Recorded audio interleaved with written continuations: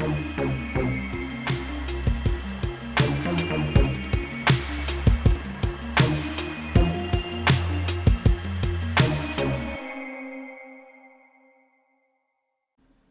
is not dead, which can eternal lie, and with strange eons, even death may die.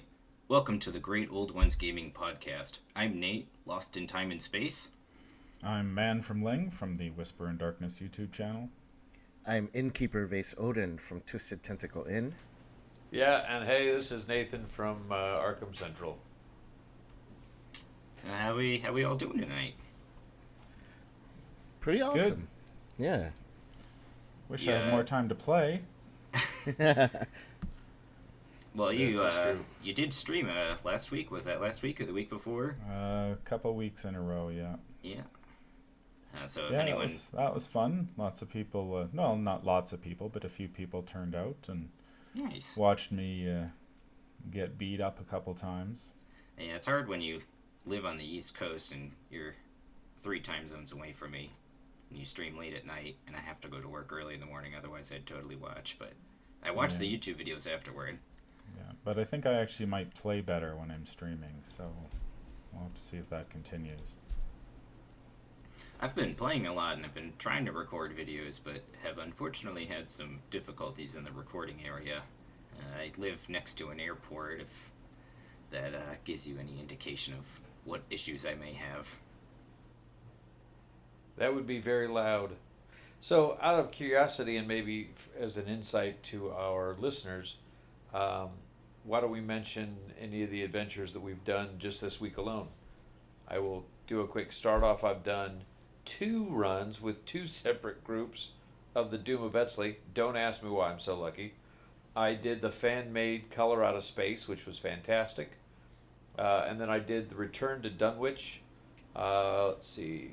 That would be what's right after Blood on the Altar? Help me out. Undimensioned and Unseen. Undimensioned Unseen, yeah. That's exactly what I said. Return to Dunwich, Undimensioned Unseen. So I did those for this week, and I feel mentally like I've been bitten by snakes and been trampled by large invisible things. So it's been a fairly chaotic week.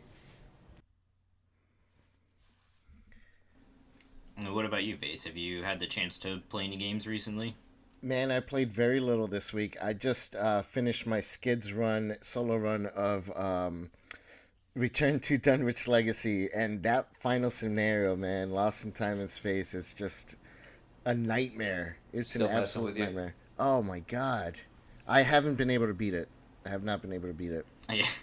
It's, man, I love that scenario. It's awesome. I love it. So much fun. Yeah, I'm still trying to get to it. I'm a couple away. I would love to hear about that Color Out of Space scenario when you get a chance, Nathan. Maybe next episode. We'll have to do that. Yeah, I'm thinking next episode because I got one slated for this one.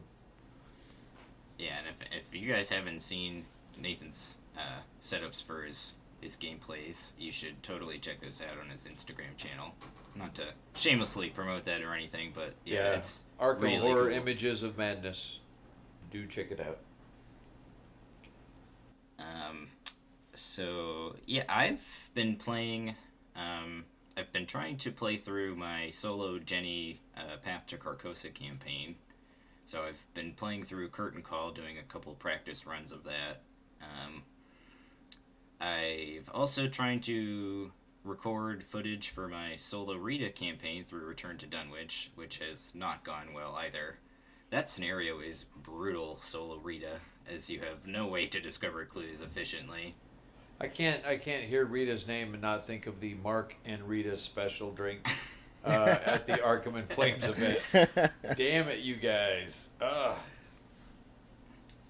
And yeah, I wish I had an addition to my deck that we'll talk about later, perhaps. But yeah, so I've been playing through those, and I unfortunately haven't been given the opportunity, or rather given myself the opportunity to play through the new scenarios of Circle Undone yet. But I will do that this weekend, and hopefully that'll be a much more successful endeavor than my recent past couple adventures.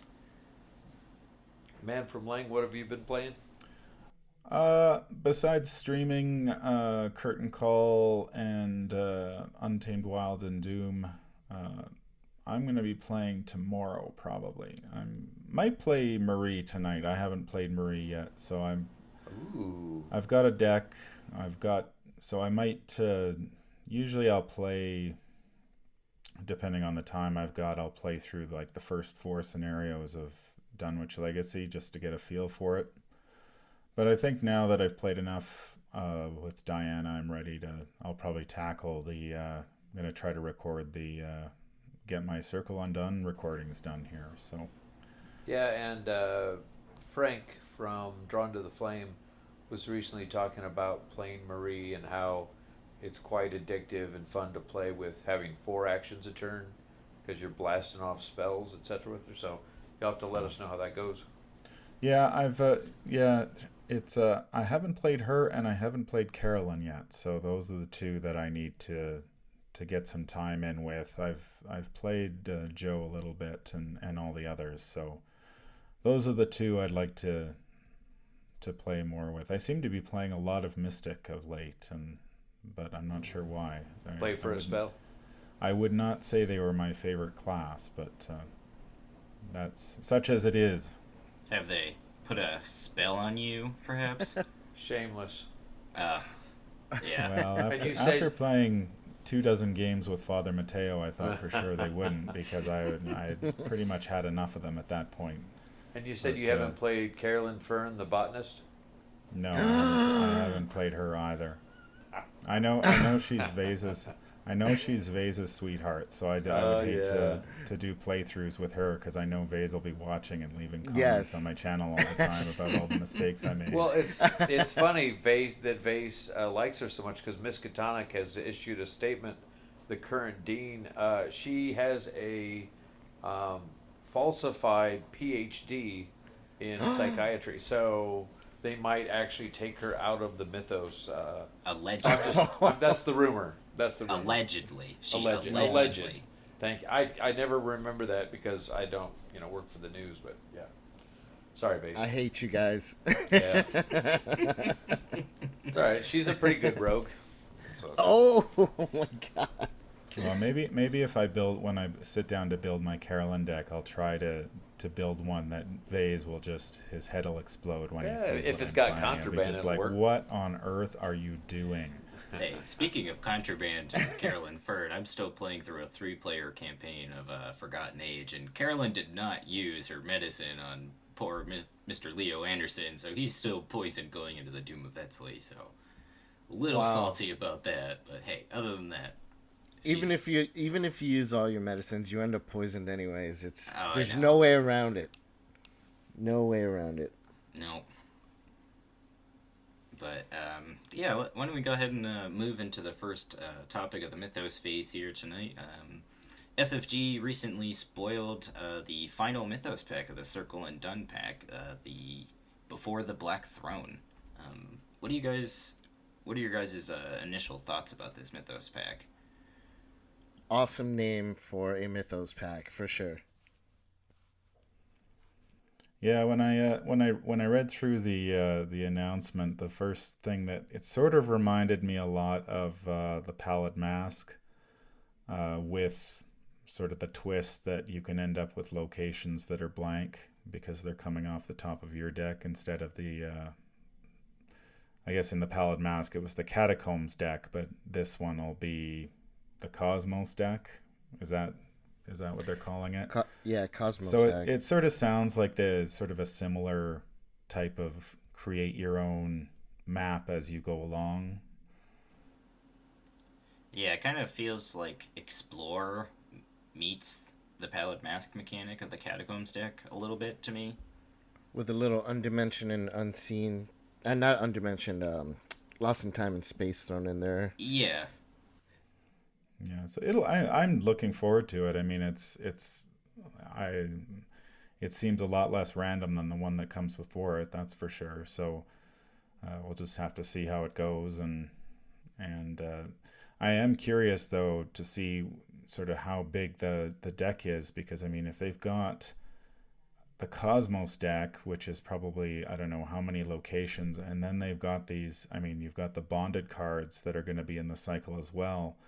they can only put 60 cards in a pack, so that's going to be, it'll be interesting to see how many player cards are in that set, because if they're including 3 copies of the bonded cards,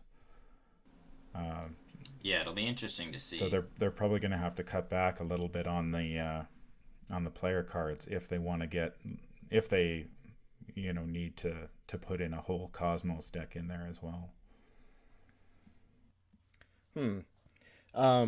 Yeah, that's actually an interesting point I hadn't thought about. The someone mentioned on the Facebook group about this cycle in particular, kind of the scenarios that have come out so far, like perfected versions or improved versions of previous scenarios, like Miskatonic Museum. A lot of people were comparing the first Mythos pack to the Miskatonic Museum in terms of some of the mechanics and stuff, but it was just done like they've learned from their mistakes. I feel like this pack is probably going to have some elements from previous scenarios, but done a little bit better. Like Explore was a mechanic that was much maligned, and I think they've done a good job with some of the new implementations of a similar mechanic. Oh, so I had an idea that will never come to fruition, but I might do a fan-made version of this. I think it would be cool if there were new exhibits and thus new Miskatonic Museum adventures, just based on kind of what happens. I don't know. I think that would be a neat mechanic. That's neither here nor there, but when you mentioned it, that reminded me of that. Yeah, like going back to old locations is a cool concept. And Threads of Fate, going back to Arkham was a lot of fun. And that was. If they keep making, if they keep making scenarios where you go back to locations that you've seen before, but they're different, I think that feeds a little nostalgia, but also they improve on it, so you get that aspect of it.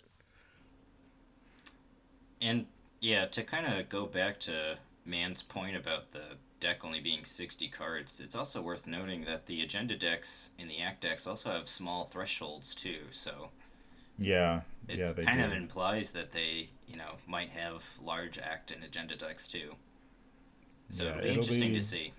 I'm not sure. I mean, maybe you're getting, if so, they did spoil the one bonded card. I can't remember their names offhand, but the Seeker bonded card. So there's, like, if you're getting 3 copies of the one, Blood Right, if you're getting 3 copies of the bonded card and then 2 of the other, there's 5 cards right there. So, like, that to me would be, like, that would be basically 4, you get 4, say in a regular pack, you get 4 Seeker cards, right? And so this would be 5 Seeker cards. So are we going to get like 1 for each class?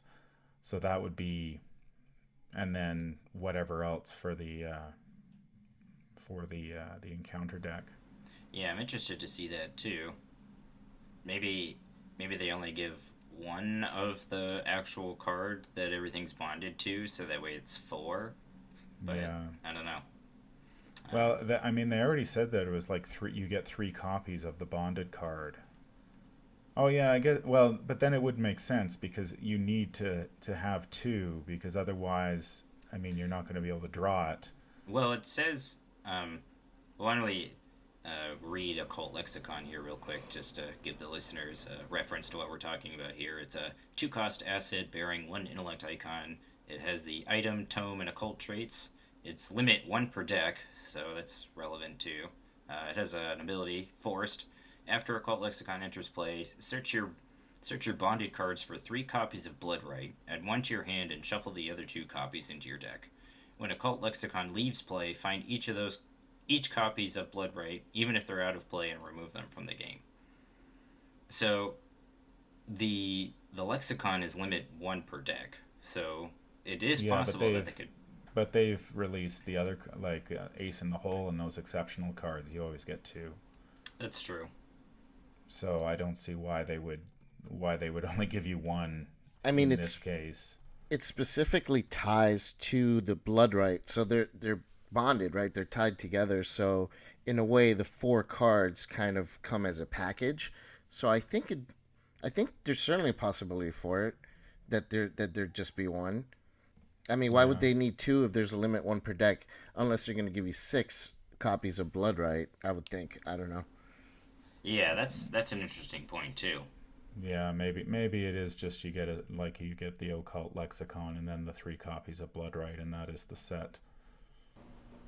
That makes sense.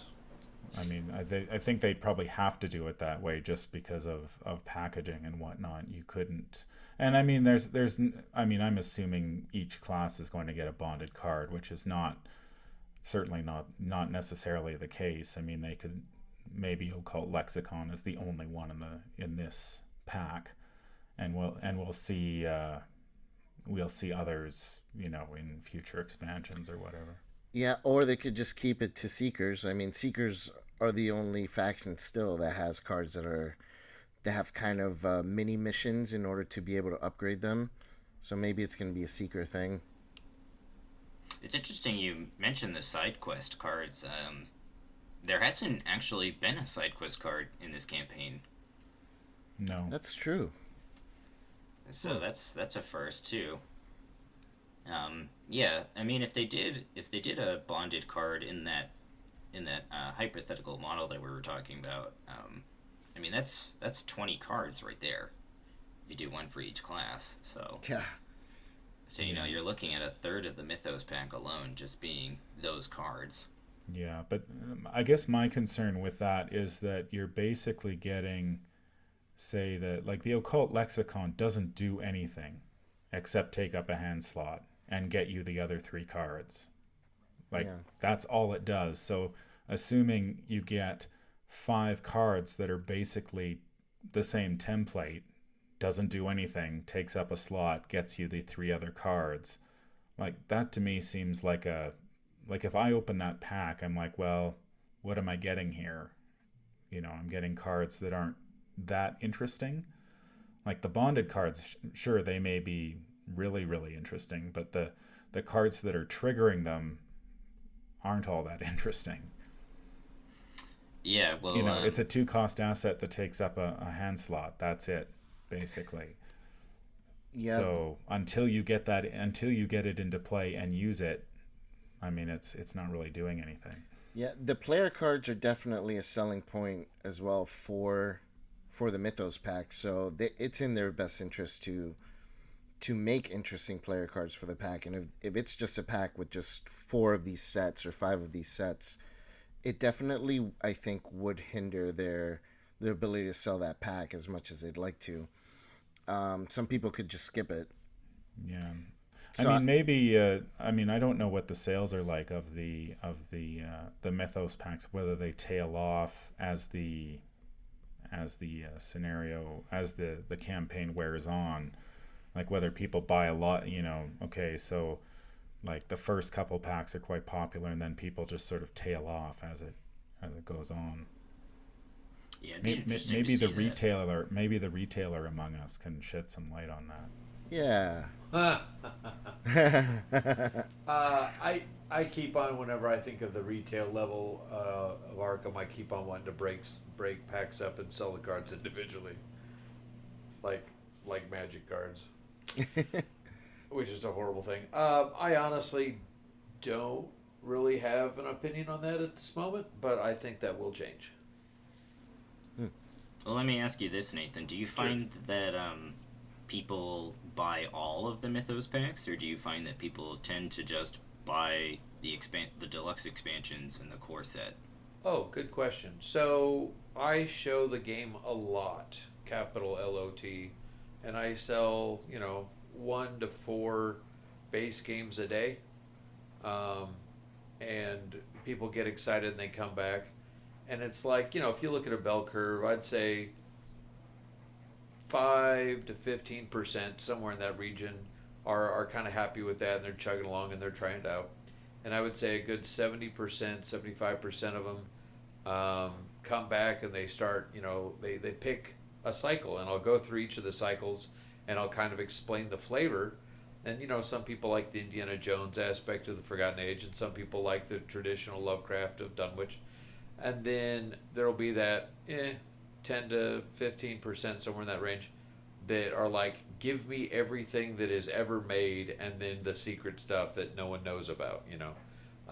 And then we're also going to try to, knock on wood, maybe with the help of this podcast, maybe with Vase and I, we're going to try and have a big event to bring more people into the community. So, but I would say a lot of people tend to be, they tend to get more than just the deluxe, but a lot of them, in my experience, have asked about the flavor, like, ooh, this has witches, ooh, this has, you know, the King in Yellow, cool, I kind of know about that.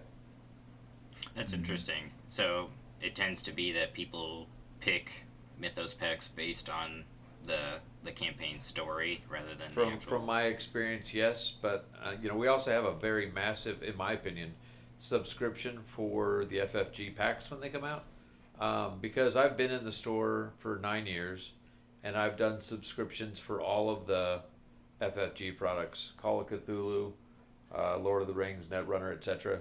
For a while, Netrunner was pretty high. We had 20-some people. They would come pick up every single pack. With Arkham now, we're pushing 40. And it's just blowing away a lot of the other ones. And even then, we've got several people that want 2-ofs. So it's been awesome. That's great, yeah. Yeah, so and I'm curious to see how when they introduce this new card type, how they're going to package it, whether we're just going to get, a little bit of, Blood Right will be our first taste of it, and then we'll see more later down the road, or whether each class is going to get something, in which case then you sort of have to play with the numbers of cards in the pack and stuff like that. Well, that's basically their general formula now, right? It's where they go, this pack is rogue heavy, this pack is this heavy, so they give you a little bit for each class on different times?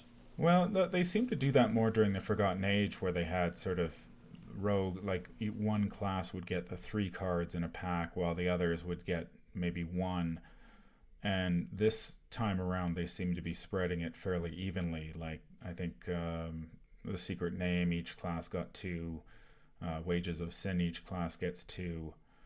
Or I guess Secret Name had the gold cards, so that's slightly different.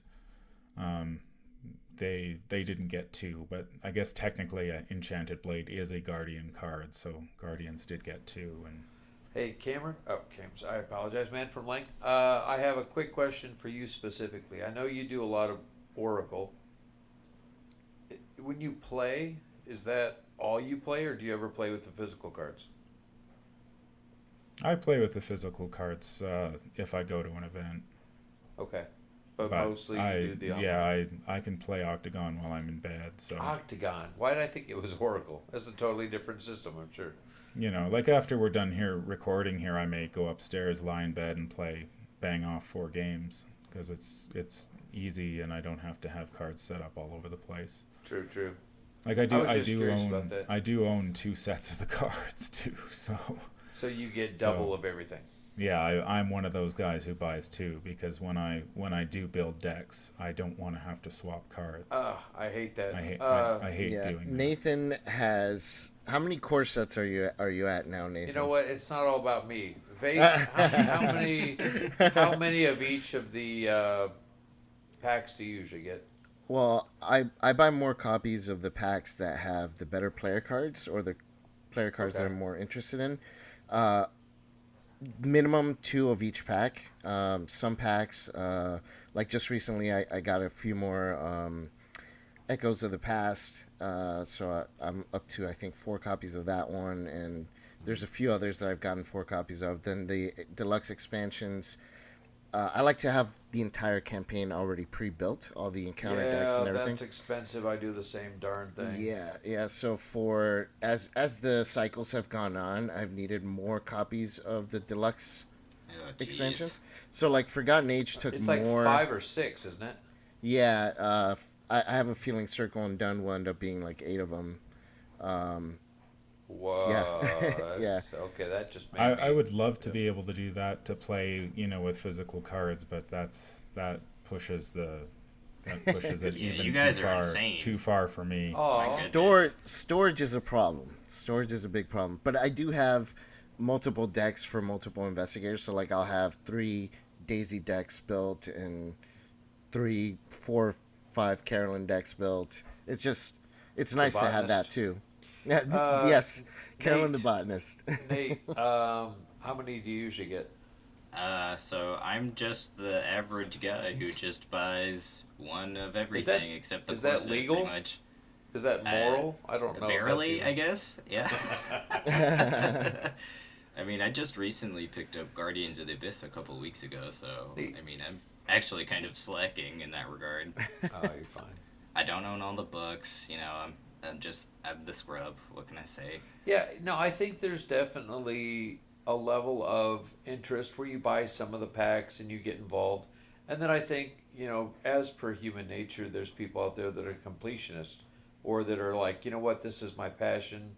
This is my favorite game. I'm going to get everything. And you'll definitely see that like on the Facebook groups and stuff. It's like, hey, the only thing I'm missing is the special playmat from when they did the Investigators of Arkham.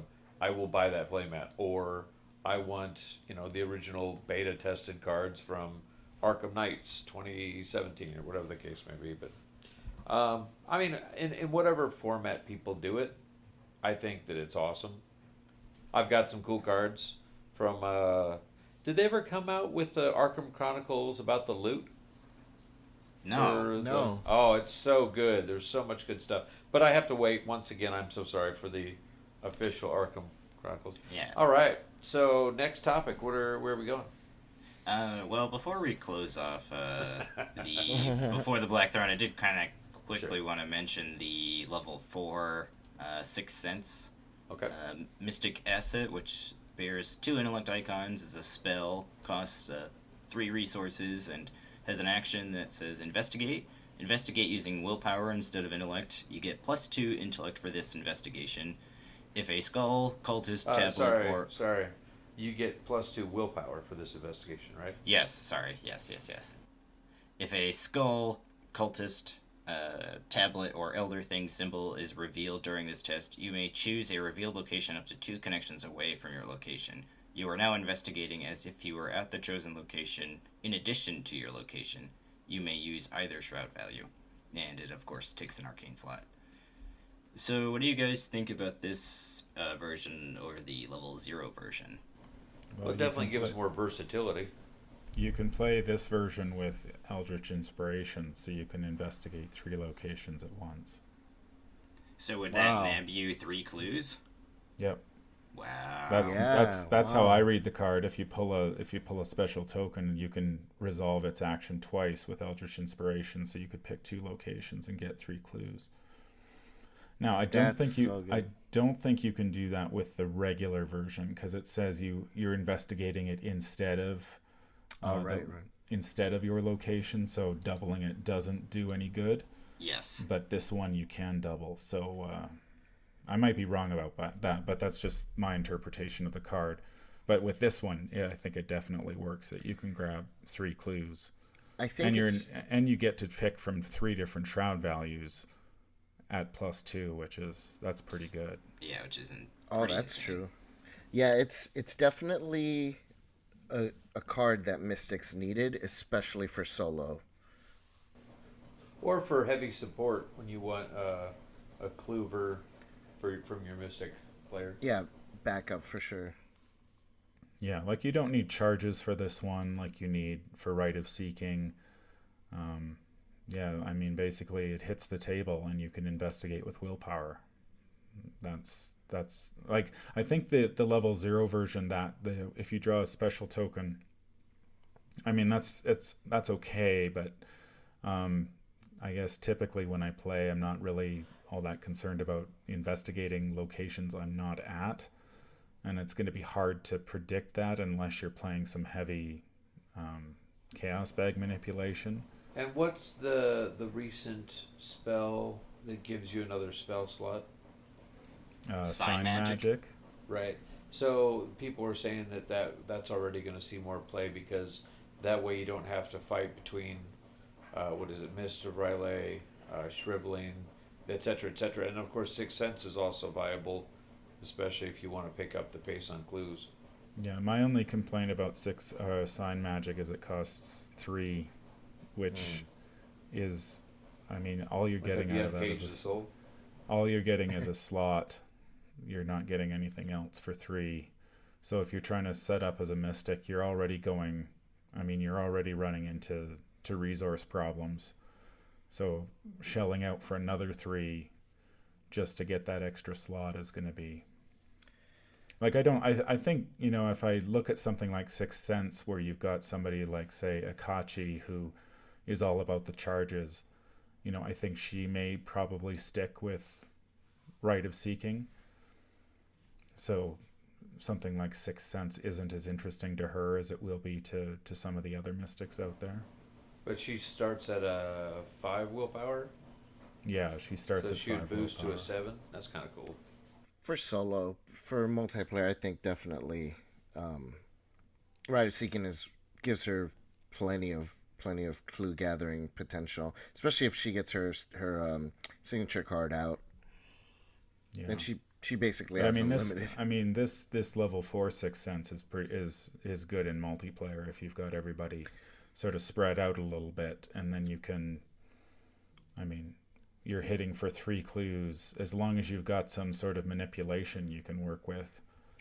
So to me, you pretty much have to play this with Dark Prophecy if you want to. Oh yeah. Or Olive to really leverage it, or Olive. You need something. You can't just sit there and hope that you're gonna. Premonition would be decent too if you could. I knew you were gonna say that. Yeah, but the nice thing is about this card is that it doesn't require charges. So whereas something like Rite of Seeking, where it's like, say if this had charges on it, you'd have to blow a charge and you're hoping to draw one of those special tokens. Without having to deal with the charges, now you can just say, okay, I investigate 3 times. You're going to just be able to do more investigate actions. So you're going to be pulling more tokens naturally, so you're going to have more chances to pull those special tokens. That's a good Whereas point. if Sixth Sense had charges on it, you'd really need to, like, I wouldn't play it probably without having, because you'd really want to pull those special tokens. Whereas if I'm just investigating, it's like I take 3 investigate actions, I get to see 3 tokens anyway. Chances are I might pull one. That's a really good perspective, and it still saves you the action from having to move to the other location, investigate there, and then move back if you were heading in one direction. It seems like it's a really, really useful card, unlike its sister card, Wither. So that was a nice segue into our next topic here. Why don't we go ahead and talk about our first impressions of the Wages of Sin player cards? You drug us into it. I was going to do a segue. Oh, hey, quick segue. So I don't think this was ever talked about on any of the other podcasts, but it is very important. Are you familiar with the very first adventure in the Forgotten Age? Untamed Wilds? A little bit. So, in Untamed Wilds, you have the Etzli Guardians. Okay? And they shoot at spaces that they are not in, that are adjacent to them, right? Yes. I hope I'm not giving anything away. Can you imagine if you were like just standing next to him, and he was just doing that awkward silence like 2 strangers or the people in the Beetlejuice waiting room, they're just kind of looking at each other, and he's like, why don't you go stand over there? Why don't you move over one location? Because you know he's just going to shoot you in the ass. All right, I apologize. Continue with the segue. Yeah, so you had mentioned Wither. Why don't you go ahead and read that for our listeners, Vase? Oh, man, it's actually kind of blurry on my screen, so let me, someone else read it if you have it up. Sorry. Wither is a 2-cost mystic asset that takes up an arcane slot. It has a combat skill icon, and you may take the action Fight. This attack uses willpower instead of combat. If you draw a Skull Cultist tablet or Elder Thing symbol is revealed during this attack, the attacked enemy gets -1 Fight and -1 Evade for the remainder of the turn to a minimum of 1. Yeah, so we talked about this a little bit in our pre-show, and I think we all kind of mutually came to the conclusion that this card's kind of a hot pile. Was this what you talked about right before I logged in? Yes. Because otherwise I would have said Wither sounds like Mother from Danzig when you say it right.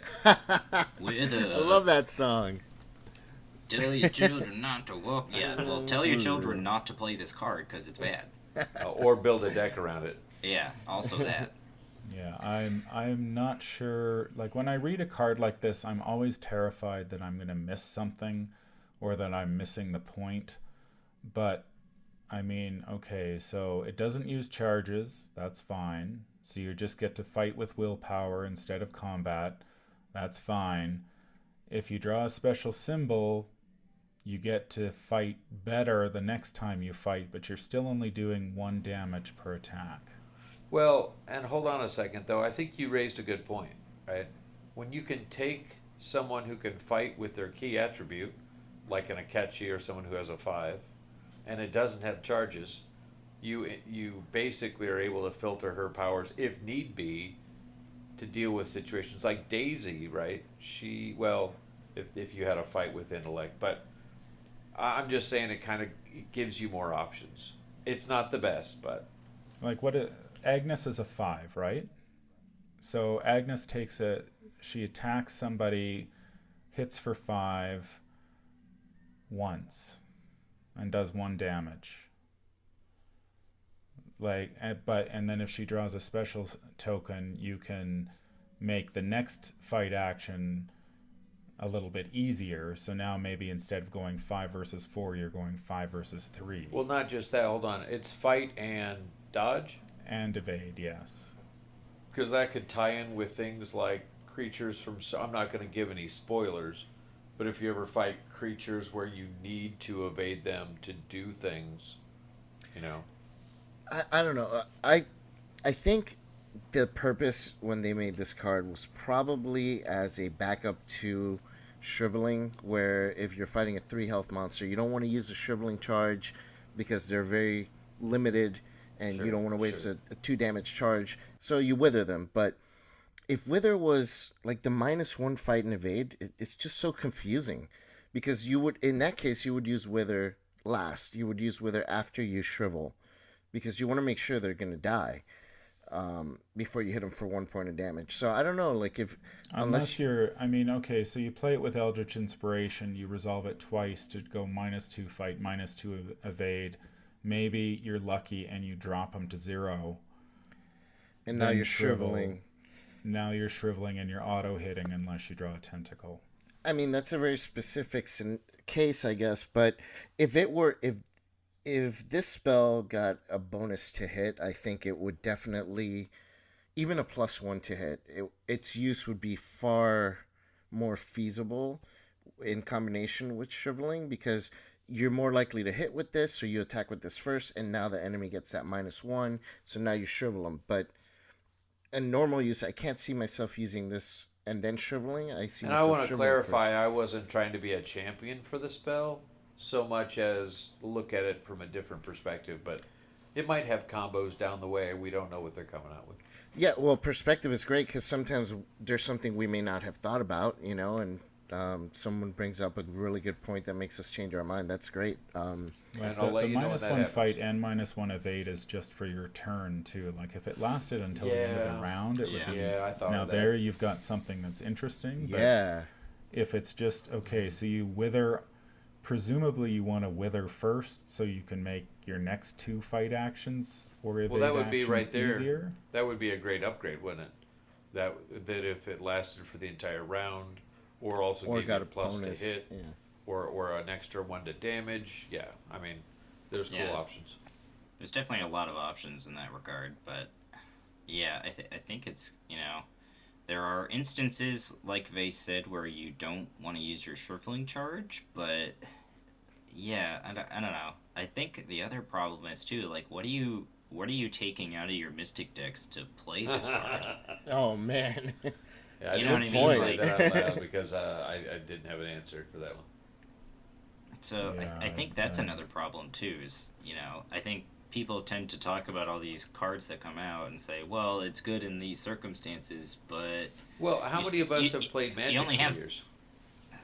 I've played Magic for at least 12 years. So. Right, and I mean, how many cards do they come out with?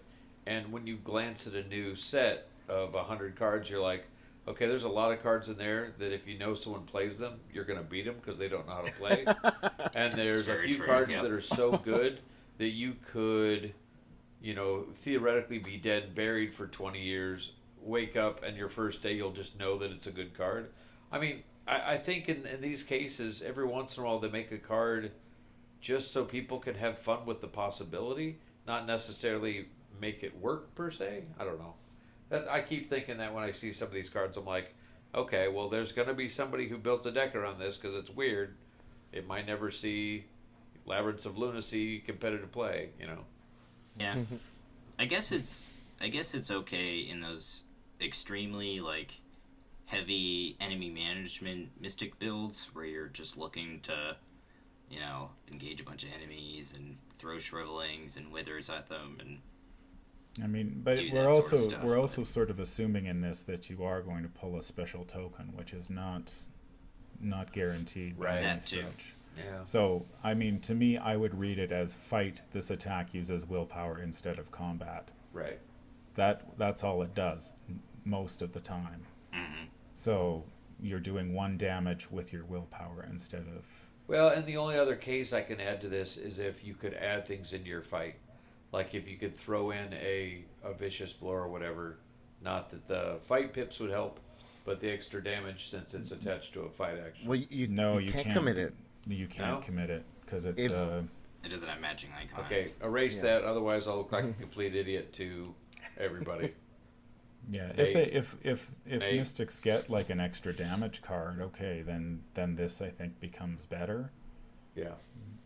But it's to me it's sort of like interesting. I mean, best. which mystic wants to fight for 1 damage? I mean, yeah, you save a shriveling charge. That's, I mean, maybe you're playing it in addition to shriveling. But then you've got, I mean, if you need to do any, like if I'm playing solo, I would typically play shriveling and Rite of Seeking. So even if you were gonna, and I'm certainly not going to play Sign Magic, so I can have this as well. There's 5. Just bringing it home. There's another 5 resources to spend. Even if you were to use this in the rare case, like fighting the Rougarou or something, or some creature where you can debuff it. I don't know. It's still very niche, so it's tough. It's a tough call. Yeah, I think we're drawing thin on the amount of uses you could find for this card. Now that's a good card. Yeah, speaking of drawing thin, drawing thin is a 0-cost asset bearing 1 willpower skill icon. It is the talent trait, and it has a reaction that states, when you initiate a skill test, exhaust drawing thin, increase the difficulty of the skill test by 2, gain 2 resources, or draw 1 card. So, yeah, that seems really good. That's awesome. Especially in combination with a card like Lucky Rabbit's Foot, where you want to fail skill test anyway. So this can potentially just turn it to draw 2 cards or gain 2 resources and draw a card for a skill test. That seems pretty good. Wow, I didn't realize that this was something that there was an asset that you could just keep using every round. That's a really nice engine for card draw and resources. Mm-hmm. Yeah, and you don't have to pass the skill test. That's the nice. I mean, you just get the stuff. No matter what. And there's gonna be tests that you don't care about. It's sort of like Take Heart in a way. Right. Sort of like an asset version of that, where there are going to be tests that you're going to fail regardless of what you do, so you might as well get something out of it. It's also worth noting that it costs 0, so it could potentially see play in Dark Horse builds. Yeah. Oh, wow. Yeah. And you get to draw, I mean, you get the resources or a card, so Dark Horse will take the card probably most of the time. Yeah, unless it wants like And 2 resources to play a fire axe or something right away. I mean, this is a fire axe machine right here. Oh, that too, yeah. Spend 2, you get +4. You increase the difficulty by only 2, and then you get 2 more resources, so you get +4 on your next attack. That's crazy.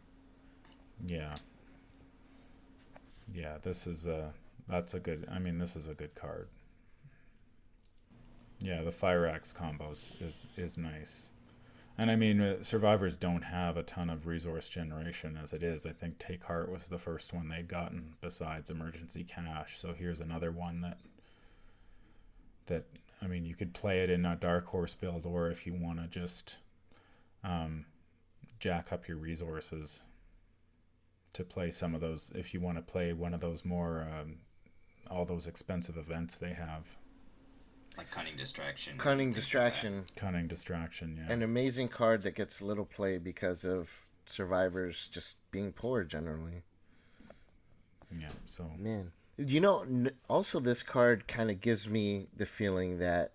Because now we've got a Survivor Seeker card and Rogue cards that grant them more resource generation in this cycle. So we're only missing Mystic and Guardian. I bet they're going to get some kind of resource generating cards as well. Yeah. Well, Mystics have the, what is that, Sacrifice? That lets you discard a Mystic asset. Oh, that's to true, gain from resources. last cycle. And Transmutation.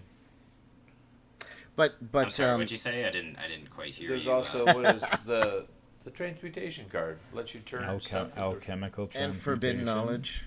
Yeah. They do have a few, but they're all pretty... Uncage the Soul. Forbidden Knowledge. Well, but Sacrifice Knowledge, is a level 1 card.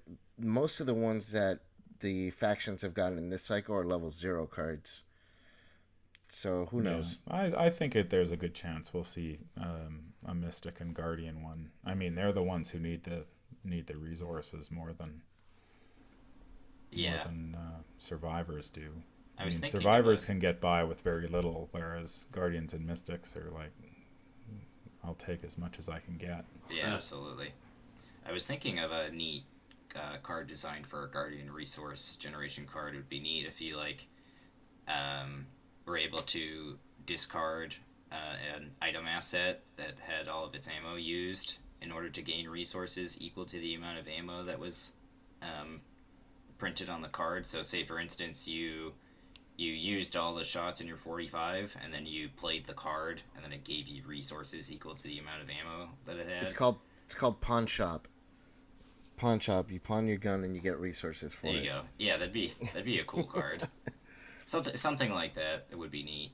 Or maybe you gain resources equal to the item's resource cost or something like that. But anyway. Does anyone else have anything to say about drawing thin or?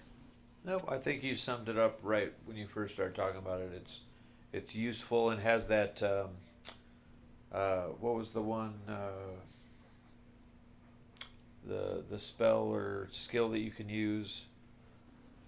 Take Heart. Thank you, Take Heart. Yeah, that would be a nice alternate for that. Oh, and the artwork is so cool on this card. The guys. I think it's a gun he's like putting bullets into, but I think so. I think he's like trying to cram a magazine into the gun. But speaking of Survivor cards in this pack, I think the other Survivor card is really sweet for Rita specifically. Belly of the Beast. Does anyone want to give that a read? All right, I'll read this one since I couldn't read the other one. It's a Survivor event, Gambit Trick traded, costs 1 resource with the willpower and agility icons. It's fast. Play after you successfully evade an enemy by 2 or more. Discover 1 clue at that enemy's location. Yeah, this is like automatic 2-of in her deck. Oh, yeah, absolutely. I wish I had this card with my Return to Dunwich Legacy playthrough. My goodness. This card would have been amazing. I think it's really interesting that this card says at the enemy's location, so it's like very obviously made for Rita. After you trigger her reaction and you move, you still get the clue from the previous location. Mm-hmm. Yeah, they had to have been specific for that reason. And it's Makes it's sense. nice to see that they address Solo Rita's glaring problem of her inability to get clues. Just Well, wondering if there's, I mean, it's obviously a good Rita card. I'm just wondering if there's anybody else who might be interested in it. Maybe Wendy, but Maybe Wendy. It is an event. She Yeah. can duplicate it. So, evading, discovering clues. it's fast. It's So fast. it doesn't cost an action, which is yeah, cool. it'd be nice to have with her amulet on the table so you can use it multiple Agreed. times Yeah. to grab a bunch of clues. Yeah, and at least in Wendy too, if it's not useful, you can always just pitch it for their ability. So Yeah. yeah, I think no, this card's interesting. Not really I much mean, to say other than that. anything with discover clue on it is going to be very tempting to put in your deck. Especially since you don't have to. Well, you do have to make a skill test here because you got to successfully evade an enemy. So it's not like Intel Report where you just get the clue without having to do anything for it. True, but yeah, at least you're not spending an additional action to do it. So No, there is that. yeah, no, it's a good one. Yeah, are there any other cards in this pack you guys are interested in? Mr. Rook. Hello, Mr. Rook. Yeah, Mr. you had Rook. said you liked that one quite a bit, didn't you? Who? Mr. Rook? I'm saying, who are you talking to me about that? Oh, one of you three. No, I think Someone Mr. said Rook that. is pretty cool. Yeah, Yeah, I think he's maybe it was you, but we chatted about it in Discord, and I think somebody was like, "Mr. Rook!" exclamation point. Yeah, he's sweet. It's interesting. I don't know yet. I want to test play him to see how I really feel about him, but he's piqued my interest. Someone want to read what he does? I sure. can. Yeah, go ahead, Nathan. Sorry, I did not mean to steal your thunder. Thousand No, please, apologies. by all means. Mr. Rook costs 3. It has a willpower icon, willpower pip. Sorry. Uses 3 secrets. Ally, of course. It's a 2 heart, 2 sanity. As a fast effect, exhaust Mr. Rook and spend 1 secret. Search the top 3, 6, or 9 cards of your deck for any card and draw it. If at least 1 weakness is among the search cards, draw 1 of them as well. Shuffle your deck. And of course, here's the great quote. Are you sure you want to know? There is no going back. I love the flavor text. That's awesome. Yeah, this card seems sweet. I mean, being able to control your ability to draw your weaknesses when you want to seems cool. While also still getting a draw on top of it seems. Well, yeah. And if your weaknesses are gone, then you're just like, bam, what do I want? Yeah, this card's nothing but gravy at that point. Yeah, and it's a tutor that's a free triggered ability, not an action. Mm-hmm. Like no stone unturned takes you an action. This takes you an action to get him down, but you're getting an ally body on top of that and 3 tutors. Yeah, it's also worth noting that he has 2 health too, which is Rare not something for that yeah. Seeker ally, yeah. So I think this card is. Honestly, I think this card has contention slots with Dr. Merlin Christopher. Now let's not get carried away. I mean, he doesn't. While he doesn't generate the resources. Hold on a second, Nate. I'm trying to erase you from existence. Give me just a minute. I think I kind of agree with Nate, though. For certain builds, it's definitely like Milan Christopher used to be an auto include in every single Seeker deck, but I don't think he necessarily needs to be in every single Seeker deck anymore. Well, even for off-class Seekers too. For example, Min Typhon, I think would rather have Mr. Rook than Milan Christopher. Like, Well, yeah, they used to date though. yeah, well, that makes sense. Yeah, that would explain why. But they ended on good terms, I guess. But yeah, I think for that, I think for her, someone like who else could probably use him pretty well? I guess Joe. I think Joe. Dunwich Gators could use him pretty well. Oh yeah. He is a level 0 after all. Yeah, I mean any deck that's really looking for specific cards, this is a great ally to have. Yeah. Combo If you're decks. trying to set up a combo, then you need this. You need somebody like this who you can tap multiple times to try to find that card.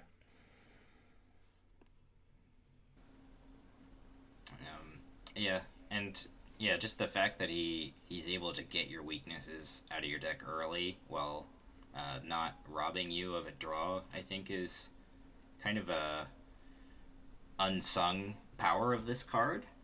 Yeah, The fact that definitely. it doesn't take your upkeep phase or a draw action to get rid of your weaknesses, I think is That's a definitely really, important.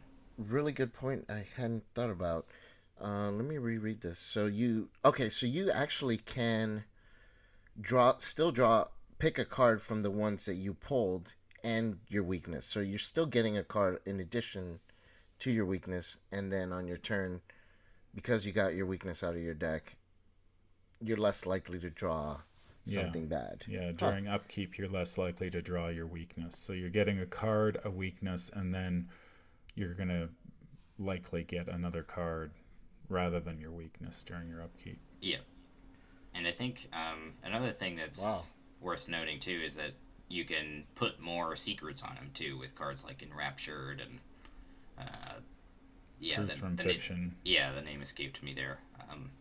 Yeah, so it's interesting. I think it's definitely worth looking at if you're not needing resources in the Seeker, but you need specific cards. Yeah, as long as amnesia is not your weakness. Yeah, Oh, You It's just like, went okay, there. you get one card. You get to pick a card, and then you get to pick a card and toss the rest. but what's neat too is if you happen to drop multiple weaknesses, you can choose the less shitty one, I guess, out of the two. Yeah. So that's a neat little interaction there too. Um, Yeah, I like Alice Luxley too. I think she's pretty good in certain decks. I know we kind of briefly talked about her in the pre-show too, but um, man, do you wanna read this card for the audience here? Sure. Alice Lexley. Fearless Flatfoot is a guardian asset with the ally trait. Well, she's an ally. She's an ally, detective, and police. Costs 4, has an intellect skill icon, 2 health, 2 sanity.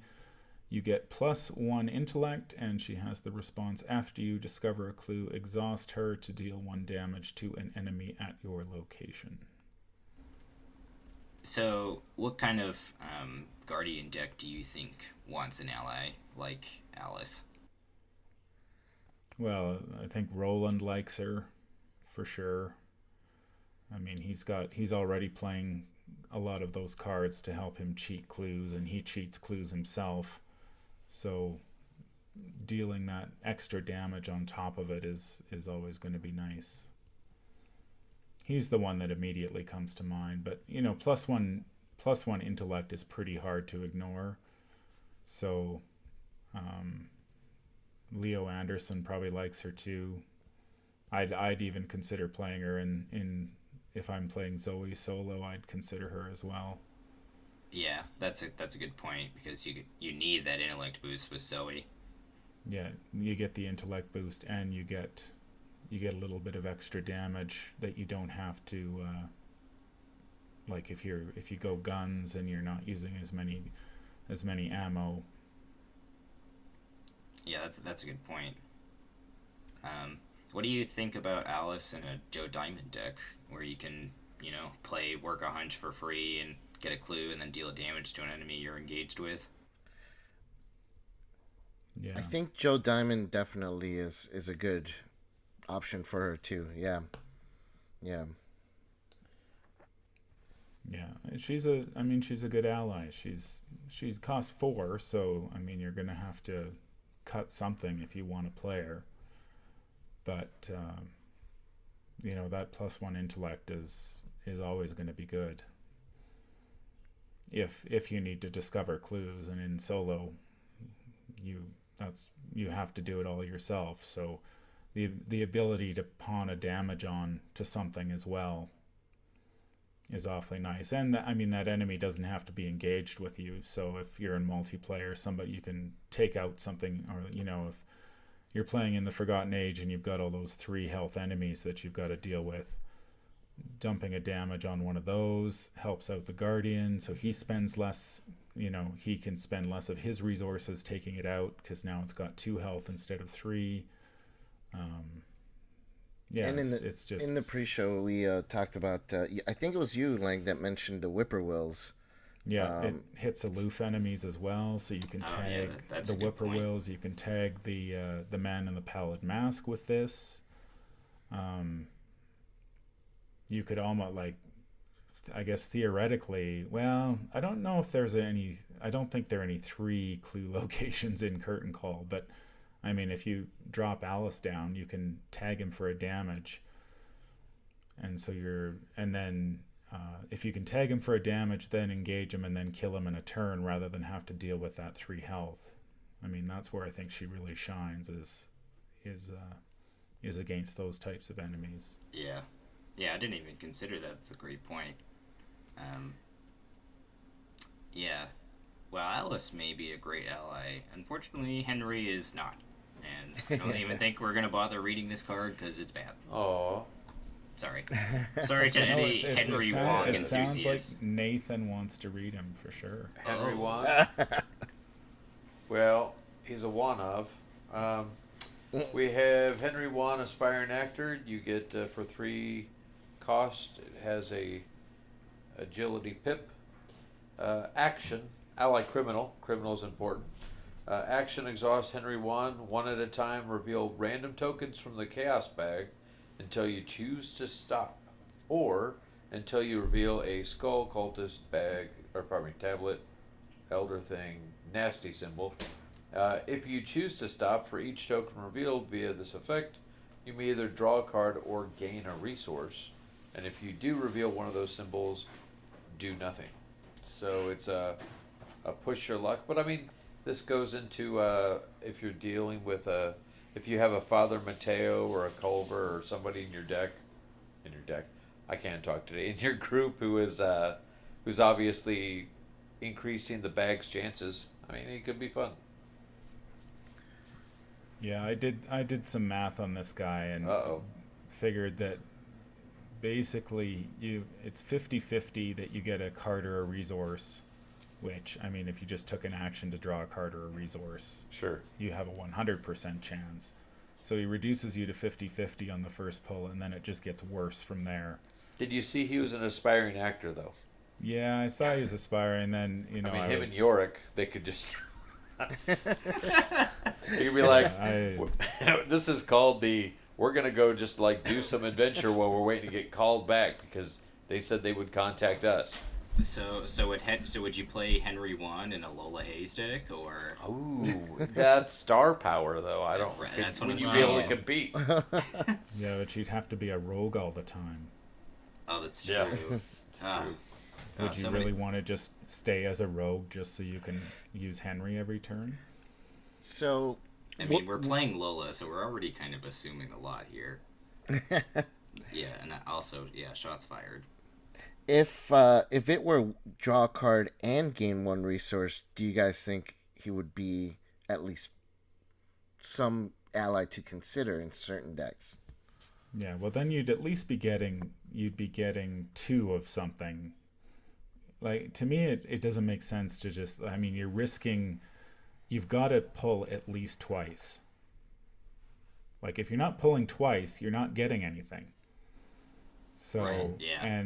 And your odds drop. I mean, you're already at 50% starting off. This is based on numbers from the Untamed Wild. But if you're 50% starting off and then you're down to 35 or whatever on your second pull, I mean, most of the time you're going to get nothing out of this. Well, but doesn't this card just simply favor people that want to take a chance? I mean, I respect the math that went into it because at the end of the day, you're separating the wheat from the chaff there. But for casual players, the casual players that would play, Wither, would they not want to do this? Be like, boom, I'm gonna just keep going, and boom, I got 4 cards. Is it also a card you want to use when you're desperate? Like, hey, I need resources. I need blank. I've got to go for it. I mean, if rogue, but no. If there's somebody out there who draws 10 cards or gains 10 resources with this thing, then drop me a line at manfromleng@gmail.com because I want to hear about it. I really want to hear about it. Yeah, email all of us, please. I just don't think it's going to happen all All that right. often. And All right. and I don't have people can play whatever cards they want. I mean, I play a bunch of garbage cards in my decks as well from time to time, but this card to me is just it. I mean, there's so many better allies than this guy that it's And just that ultimately is one of the key questions we're going to discuss today, which is, should we go with the allies that everybody runs because they've universally been great? Or do we go with allies we like for whatever reason? Or do we try an ally out because, hey, what's the worst that could happen? I mean, we all know the worst that can happen, but Yeah, I just think when the game the game can be hard enough sometimes that to play a card like this where you're taking risks sort of unnecessarily just doesn't make a whole lot of sense. But that's just me. I having done the math on this guy, I probably will never play him because I know when I'm drawing I'm not getting value. And let's not forget he costs 3 to play, so you're already kind of down 3 resources And an action. and an action. Yeah. Yeah. So, I mean, at minimum, you're spending 3 resources and 2 actions just to even attempt this test in the first place. So. Yeah, and then I saw some people who were saying, "Oh, well, you play him with Chaos Bag manipulation and all that." It's just like, so now you're going to spend 3 resources on Henry and then another couple resources on your manipulation cards. So you're just digging yourself a deeper and deeper hole. Yeah. And Henry is never going to get you out of it. You're just never feels going to like be able to use him enough to get your value out of that. Yeah, it feels like you're kind of like a show dog, like jumping through hoops and doing all these things to just get a nice big blue ribbon at the end of the day when you could have just But like I said, if you gain a resource action. If you gain 10 cards or 10 resources, let us know, because Yeah, I would really love to be proven wrong about this, but yeah. And I think the same kind of jumping through hoops thing applies to the Hawkeye folding camera too. Yeah. It has potential. It's just you have to draw it early. Yeah, so the Hawkeye folding camera is a 2-cost asset. It has the item and tool traits. It takes up the hand slot and bears 1 willpower skill icon. It has a reaction ability that states, after the last clue is discovered from your location, place 1 resource from the token pool on this card as evidence. Limit once per game at each location. Well, Hawkeye folding camera has 1 or more evidence, you get +1 willpower. 2 or more evidence, you get +1 intellect. Or 3 or more evidence, you get +1 sanity.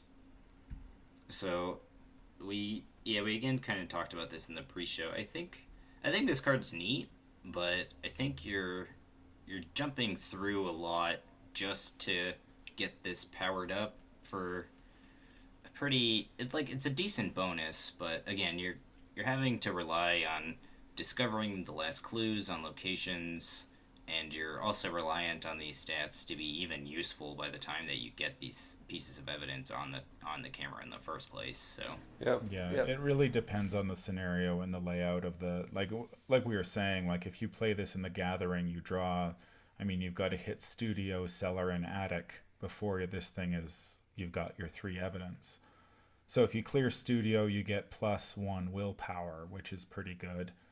But then if you then you'd probably want to go clear Attic, so you get the +1 intellect, and then you go clear Cellar because it's the highest shroud location.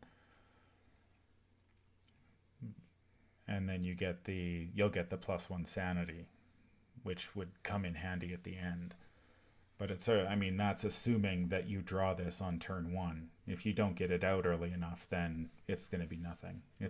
You're pitching it to a skill test. Hey, I have one quick question. I know that everybody was clamoring for me to do my allies quiz. Do we want to do that before or after we all pick our favorite ally to play? We can do that afterward. Let's do it after. Yeah. All right. Are we ready to start talking about our favorite allies? Yeah, I think so. Yeah. My favorite ally is Carolyn Fern, the botanist. Go, Vase. Ooh. She's so talented. She's a botanist and a psychologist. And an ally. And an ally, yeah. One that I've been kind of looking to experiment with a little more is Aquina, the what's the I forget what Aquina, the forgotten daughter. the forgotten daughter. It makes yeah, sense you forgot her sub name. Exactly, and most people have. But Rite of Seeking blog had this really funny article for the jankiest combo with Aquina and Kerosene. Sounds like someone's taking a shower there. Kerosene and Aquina, and it's just an awesome and hilarious article, and I really want to be able to pull it off. Aquina's actually a pretty decent ally. Let me read her text here. There's 2 versions of her, but the level 3 version is the better one. She's a 4-cost ally, level 3 from Survivor, with a willpower and agility pips. And her reaction ability is when an enemy attacks you, exhaust Aquina and deal 1 hard to her. Deal that enemy's damage to any enemy at your location instead. You still take the hard dealt by the attack. And she's got 1 health and 4 sanity. So basically, you deal hard to her, enemy attacks you, and you take whatever hard that enemy deals, but then that enemy's damage you can redirect it right back to it, which is pretty neat. And then you can just heal the horror afterwards using Kerosene or any other kind of horror healing kind of card when enemies die. Like, what's that other one where if you kill, if it bleeds. So you can play like... If it bleeds? If it bleeds, Kerosene. Yeah, and it's really a combo that it's extremely hard to get all the pieces into play, but it sounds like it'd be a ton of fun if you're able to pull it off. So I've been interested in trying that out. I like how you also say there's 2 versions of her. Like there's the regular Aquina, the forgotten daughter that's happy, in her tribal village somewhere, and then there's the one that wakes up 5 days into Burning Man with a weird taste in her mouth. Yep, regular and forgotten. Yep, 2 versions. So what about you, Nathan? What's an ally? No, it's just like freeze tag. You can't just turn it around and tag the person. Man from Leng. My favorite would have to be Peter Sylvester. Big man on campus. He's amazing. He wins me games. I'm Horror soap never for the sad win. to see him. He's incredibly solid. My other one would be the lowly art student. She is also amazing. She just, she grabs you a clue. That's the name of the game. Oh, yeah. Did you ever read Brian Sandberg out of Canada, Rite of Seeking, his ode to the art student, all the many times he sacrificed him? No. I gotta read that. But she's cheap and she's good. So you can actually do a janky combo with art student and you'd have to have charisma for it, but Mr. Rook and art student, put 2 art students in your deck and then just calling in favors back and forth. Just start picking out free clues. I've never been able to get calling in favors to work very well for me. I think you need to play a lot of allies in it deck to get that thing to fire. I tried it in my Zoe deck and I don't think I had enough allies to really pull it off. Yeah, that's why you use Mr. Rook. You use Mr. Rook, you get you find the allies, put them in your hand, and then once they're already in your hand, now you're calling in favors. Mm-hmm. All right, you've piqued my interest. Nate, what would you say your favorite ally to use is? Ooh, My favorite ally to use is probably Lola Santiago. Oh man, those. Ooh. Yeah, where in the world is she? Not only she's great. I mean, the double stat boost is amazing, and the free Tesla's clues all day, man. Just soaking them up. Let's go. No nonsense. Getting straight to the point. Yeah, she's great. But yeah, my close second runner-up I'm gonna mention is Mr. Rook, because I really do think that this guy is gonna be seeing a lot of play once people start working him into decks. I could see that. I'm sorry, Vase, did you get a second place choice? I'm gonna go with Mr. Rook as well. Okay. In that case, probably because I play a lot. Don't say Henry Wan. If you say Henry Wan, Nathan, oh my goodness. There can only be one. Yeah. I'm sorry. Can I talk? Oh, I thought this was a 4-person podcast called The Great Old Ones, not the 3 great old ones that are like making fun of the most talented old one. So anyway, probably because I play a lot of Guardian, I am a little biased, but I really enjoyed Brother Xavier. Only takes 1 experience to add them to your deck. You get the +1 willpower, which is great for a lot of those just nasty treachery cards.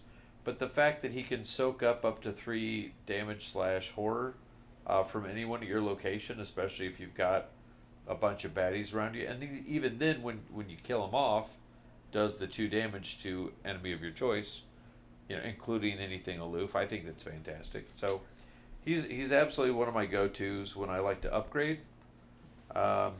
If I had to go with a second, I mean, I'm right along with the man from Leng. I really do like Pete Sylvester. Especially the upgraded one, but even at the base level, the extra agility, the horror soak is awesome. Yeah, that just named the episode as we were just having this little mini discussion. Yeah, Peter Sylvester, he is the man. Absolutely. I mean, there's really not much more that can be said about Peter. True that. But one topic I wanted to quickly ask you guys before we moved into the investigation phase. I'm sorry. Before we went to the quiz, good try, Nate. Yeah, sorry. All right, let's do the quiz first, and then I'll ask. Oh, my wait, question. you weren't gonna. Okay, all right. Special music cued in. Whatever. I'm not musically oriented. All right, here we. Can you please a little respect? I mean, I see Man from Leng has put me on permanent ignore here thanks to my jokes. The rest of you could bear with me. All right, so here we go. First question: which ally has and you can't go look it up, but if you know it, great. Which ally has the shortest name? Give you a clue. It sounds like a yogurt from Denmark. Yoto. Hey, good. I wonder if that actually helped her. If you just remembered it. All right, good. 1 point for Innkeeper. And those of you that are listening, feel free to play at home. The winner, just write to Vase. He'll give you something. All right. Next one. I'm going to read this quote. I want you to think about it. I'm thinking any of the Canadians that are part of our podcast might get this one first. Here we go. He never came if you called for him. It always seemed like he had his own agenda. Name that ally. I can read it again. He never came if you called for him. It always seemed like he had his own agenda. There's people at home screaming into whatever portable devices they're listening to. Or screaming at their car windshield.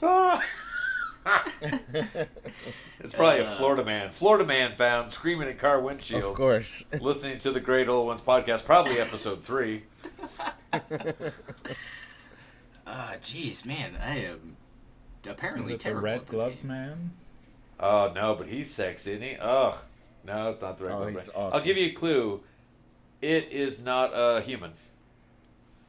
Oh, the stray cat. Yeah, stray cat point Vase. At this point, you might as well just send yourself something.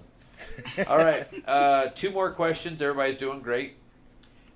Which ally deals with floating magical books? Go. Floating magic. Olive McBride. Boo. Did someone feed him the questions? I kind of feel like, other than the random Florida man yelling at his windshield, I kind of feel like Vase is going away with this one. All right, final question. Other than which Henry Wan is the best, because there's only the one. Oh my God. I would say, last question. There is clearly one answer. Which is the best Guardian ally? Well, it's Guard Brother dog? Xavier, of course. Brother, yeah.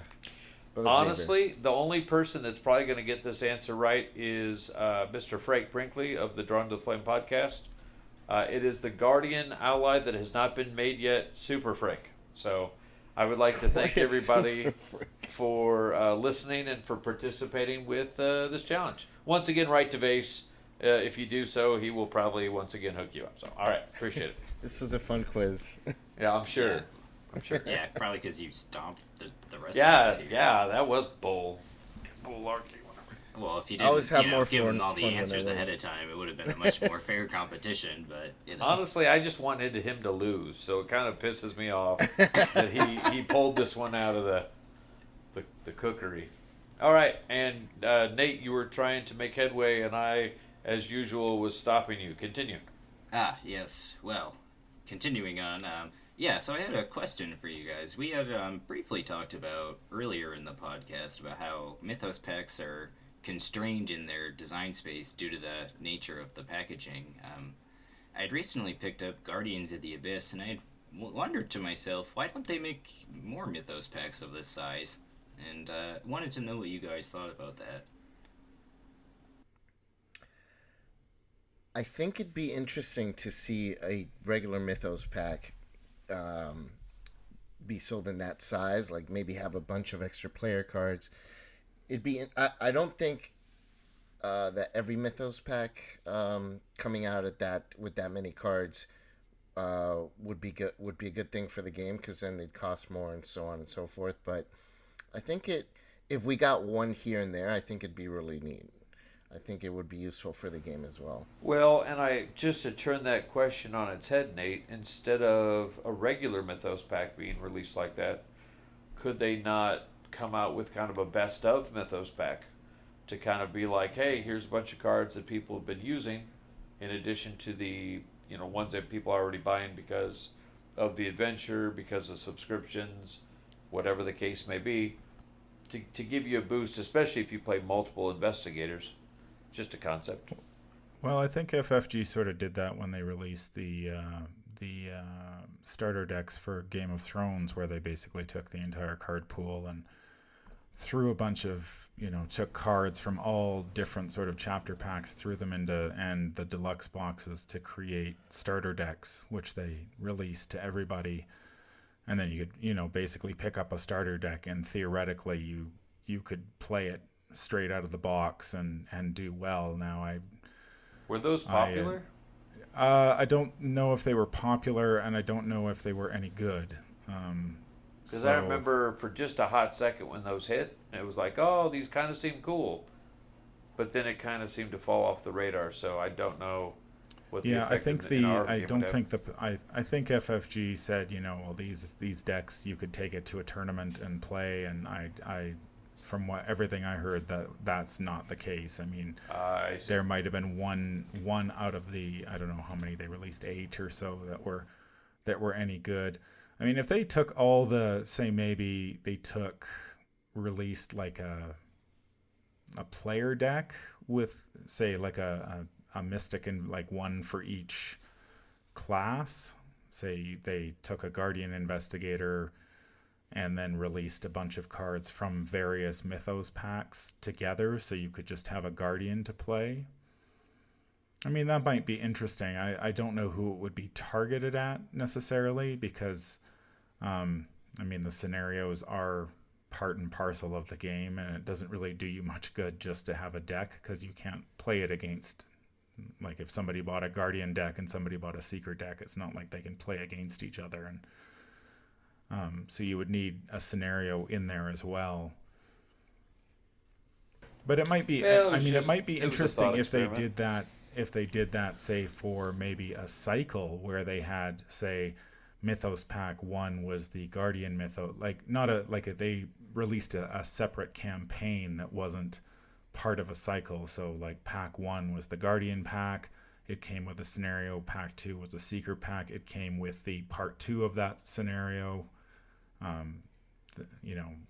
Next one would be Rogue, etc., etc. So you'd have a little 5 scenario campaign, and then you'd have 5 decks that you could play against it that pulled player cards from various packs. Kind of the best idea.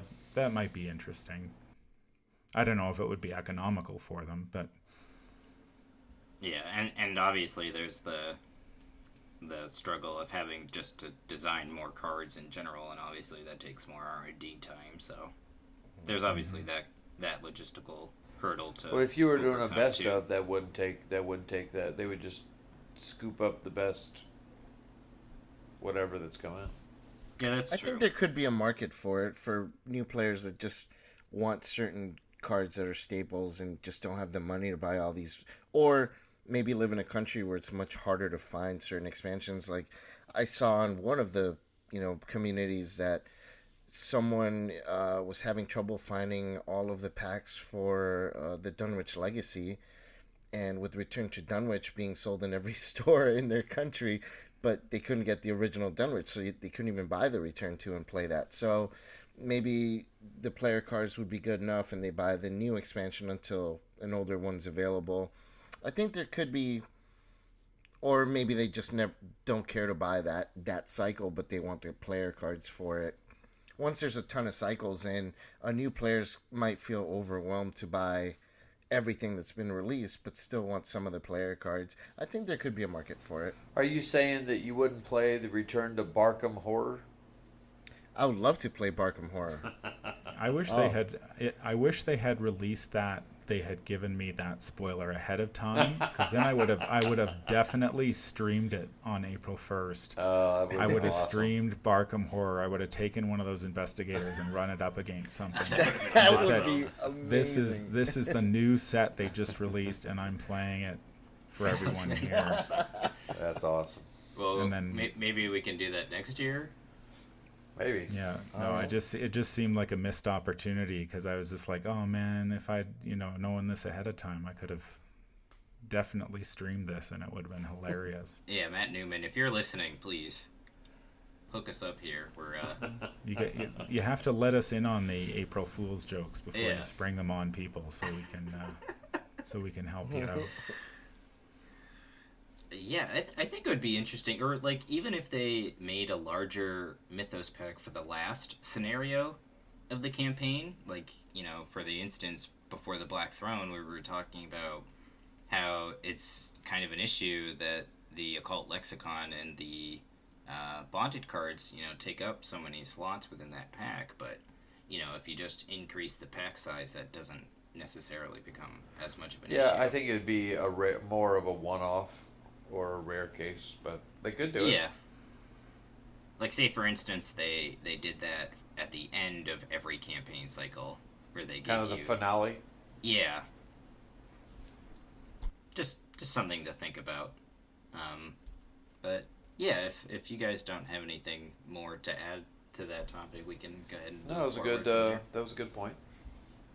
Oh, I was going to bring up a side point, and this is a point I brought up a few times, and every time I brought it up, I felt everybody scratching their head through the Discord or whatever. But it's a thing that I've noticed. I've been playing with several different groups, and I've noticed that people have a different way of kind of thinking about when they pull from the bag.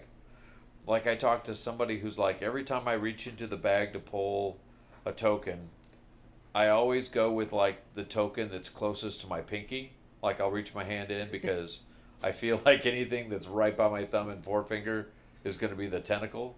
And I've had other people that say they'll grab a token and then they'll let it go and grab the next token that they grab. or things like that. I mean, it's interesting all the little idiosyncrasies and superstitions people have. Mini rituals. Yeah, almost.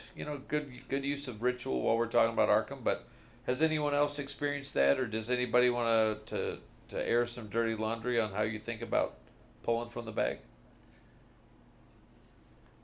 I gotta say, pulling from the bag, definitely there is something to it where you should mix it all up every single time. Because I used to not do that, and a listener told me, "Hey, why don't you try just turning it upside down, shaking it around, and all that stuff?" And I really did start to get more varied results. So there's definitely something to it. Now I don't know about grabbing it with your pinky or pulling one and then grabbing another. I've tried doing that, and then I end up grabbing the same one somehow, even though I think I grabbed a different one, and that's happened to me several times. And Leng, you use. I hit Control S, and then I pull a token. And hope for the best. Without fail every time. Although I find when I do play on Octagon, the one thing that does throw me is that you have to push Control S to pull a token, but then if you pull the same token, there's no visual cue except in the weird. chat box to show you that you have drawn one. So sometimes I will push it and I'll be like, did I draw a 0 or did I draw a 0 again? That seems like a design flaw. So I often have to check to make sure that I did in fact draw a token, and sometimes it's just the same token. Because the app, and I can't remember off the top of my head for like the iPhone, the app that lets you do the tokens, you hit the button in the middle of the screen and it will pull up a token, and then you hit it again and the token disappears. So there's no chance of not knowing, like you were saying. Yeah, I could drag the token back to the bag if I wanted to, but that's an extra step that if I'm playing with real cards, I just tend to stick my hand in and swirl them around a lot, and then just sort of, I'll dig to a corner of the bag, typically, because I feel like that's like the tentacle is always going to be like front and center, just begging to be pulled. So if I go to one of the corners of the bag, the tentacle won't be there. But and especially if it's a really important pull, you're like, I know that I must have just touched the tentacle. I must have. Mm-hmm. So I'm just going to root around a bit and hopefully that'll go away. I just think it's interesting because it's never as objective as I'm just going to pull a random token. It's always like, hold on, let me swirl a bit more. Let me shake the bag, turn it upside down like Vase said. So I just wanted to touch on that for a minute. What about you, Nate? You got any rituals you do when you're pulling a token? Ooh, I tend to, light a candle, turn the lights down, it takes him 5 hours to play a game. Read a poem to your Carolyn card. Little Michael Bublé. Yeah, well, I've got, the Gregorian chant, going on, the ritual circle in the ground. I'd put Kenny G in a room of roses and just have him play. Oh,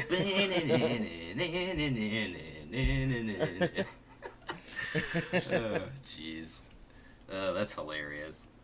Nice. So, speaking of, incantations and I thought you were going to say speaking of Kenny G. I'm like, well, they got dark. Ooh, also speaking of Kenny G, maybe he had a visit at the Grand Oak Hotel. Why don't you go ahead and tell us about that fan-made scenario, Nathan? Well, Vase, do you want to start this off since I've been talking most recently? Yeah, another. I don't remember the name of the person who made that scenario. It's another fan-made scenario called the Grand Oak Hotel. It takes place in a hotel, I think in New York. That's right. And there's strange happenings. So you're hired as the investigators to go into the hotel and investigate. There's a couple of little twists. One is you have to check your weapons at the front counter, at the front desk. So all your weapon cards are immediately taken out of your deck initially. Oh, and the Guardians always freak out at that point. Yeah, you do have options to keep them, but then there's like ramifications. So imagine you have to start the scenario off without any weapon cards in your deck, and then from there you start investigating the mystery, and it's really fun. There's a mechanic with an elevator that takes you up to different floors. Different, you meet certain guests, and certain things start to happen that are just it's very psychological scenario. Kind of reminds me of something that would fit in Carcosa. I do recommend watching 1408 either while you play the scenario or right before you do so, because it'll kind of get you in the right frame of mind. Or even The Shining, you kind of feel like Yes. something's just pulling the strings in the background. I thought it was very well done. Just to try something different, I'm gonna read the agenda, agenda 1A, because I think this gives you a good flavor without giving away any spoilers. The hotel seemed normal at first pass. Guests moved through the lobby and hallways looking as cheerful or exhausted as vacationers or business travelers should. No one screams or attacks you, but something feels strange to you, as if you knew what was wrong and then forgot just as quickly as you learned it. So it kind of gives you the concept of things are happy-go-lucky, like they start in any Arkham scenario, followed by, but you can't put your finger on it, something's happening. I think it's probably one of my favorite scenarios. Would you agree, Vase? I would agree. Yeah. Initially, I played it wrong, so I was a little critical of it. But Oh, I remember. I realized, yeah. And then you actually corrected me. It was my mistake. The scenario is you do have to read it carefully because there's some new mechanics, but it is really really well done. The development, the pacing of it, it's really really well done. Yeah, and once again, if anybody wants to check it out, one of the good sources that I recommend is Arkham Central. Karsten, the chief admin on that site, is amazing, and he's collected all these fan made fictions scenarios, and you can download it there. I think there's even a link on that one so you can have it sent off and professionally printed in case you don't want to do the cutting and stuff. But I would highly recommend the Grand Oak Hotel. Well, that's awesome. That sounds really cool. I'm definitely a big fan of The Shining. Um, Nathan, I know you had mentioned that you have been working on your own fan-made scenarios, and Vase, you had mentioned something in a recent channel update as well, that you were creating a scenario as well. Yes, Nathan, you go first. Well, mine's quick. So I worked together with Andrew Migliori, the founder of the Portland, Oregon H.P. Lovecraft Film Festival, which is actually, I think, shown down in California and over in Providence, Rhode Island. But I worked with him this last year on making a scenario called The Lurker in the Lobby, and it deals with a lot of the scenario locations around Portland, the Shanghai Tunnels, the Hollywood Theater, Mount Tabor, Pittock Mansion, and Union Central. We are going to revisit that soon. It was only available, we had it as part of a Kickstarter reward. People paid to either, they were supporting the art, but they were also paying to get into the scenario. But we really didn't sell any copies en masse because we wanted to respect Fantasy Flight intellectual properties. A lot of people wanted to do so, but we said, no, we're going to make it free. We're going to put it up on Arkham Central, and that's exactly what we're going to be doing here soon. So I'm going to get together with Andrew. I just spoke with him today. We're going to do some touch-ups to make it, make sure it's the best it can be, final polishings, and we're going to get it posted up. And as soon as it is, I will let you all know via one of these podcasts here. And I'd like to hear feedback about it because it's a unique scenario and a lot of fun. It is. That's It's a lot of cool. fun. I gotta say, making a scenario is a lot of work. You're constantly tweaking, and then of course getting all the artwork in place. I've been working on mine since I think January, and I've finally gotten all the artwork taken care of. I've commissioned a couple of artists to help me through it, and I think it came out fantastic. Nathan, your scenario has awesome art, so the artist that you used is, I'm sure, was expensive too. Oh, he's But incredible. yeah, the art was really good. But yeah, the scenario I'm working on, I haven't released it yet, so I don't want to give too much away in terms of the storyline. But what I used for inspiration, I used a bunch of Iron Maiden lyrics and album names and everything. Yeah. And just kind of meshed them all together. So none of the scenarios specifically any Iron Maiden song in a story form. It's just there's callbacks to Iron Maiden songs and albums and lyrics within the scenario and within scenario text. But it's all tied together in its own story that was influenced by actually a movie that I saw. So the scenario, all I can give away right now is the name, and it's called A Matter of Life and Death. And I'm hoping it comes out pretty good, but we'll see. I was gonna get a bunch of I was about to say, players. I'll help play test it. You ran through my Yeah, my death trap. I'll run through yours.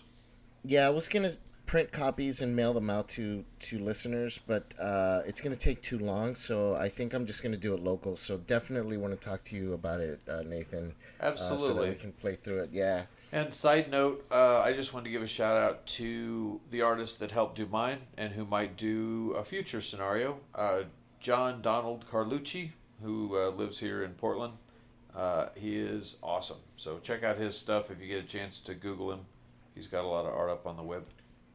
Yeah, one of the artists on mine gave me a big bargain, and it's my brother, my twin brother, Giovanni Cresson. And the artwork for the cover of the scenario was a friend of mine named Ian Bristow, and he lives in Washington. He's pretty awesome too. He has his own website and everything, and he's amazing. Cool. That is very cool.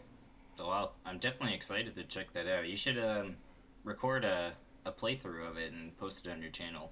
That'd be neat to watch. Definitely in the books planned for that, for sure. Yeah, so moving on to our next topic here, I kind of quickly wanted to mention the new Call of Cthulhu campaign setting that came out in the past couple of weeks. It's Berlin, the Wicked City, so it's Call of Cthulhu in 1920s Berlin, which is pretty cool. I picked up a copy of it this past weekend, and I've been currently reading through bits and pieces of it. So To Nate, give it- how often do you get to play the role playing game? Not as much as I'd like to. I'd really like to start up a regular campaign with listeners if that's something that they'd be interested in.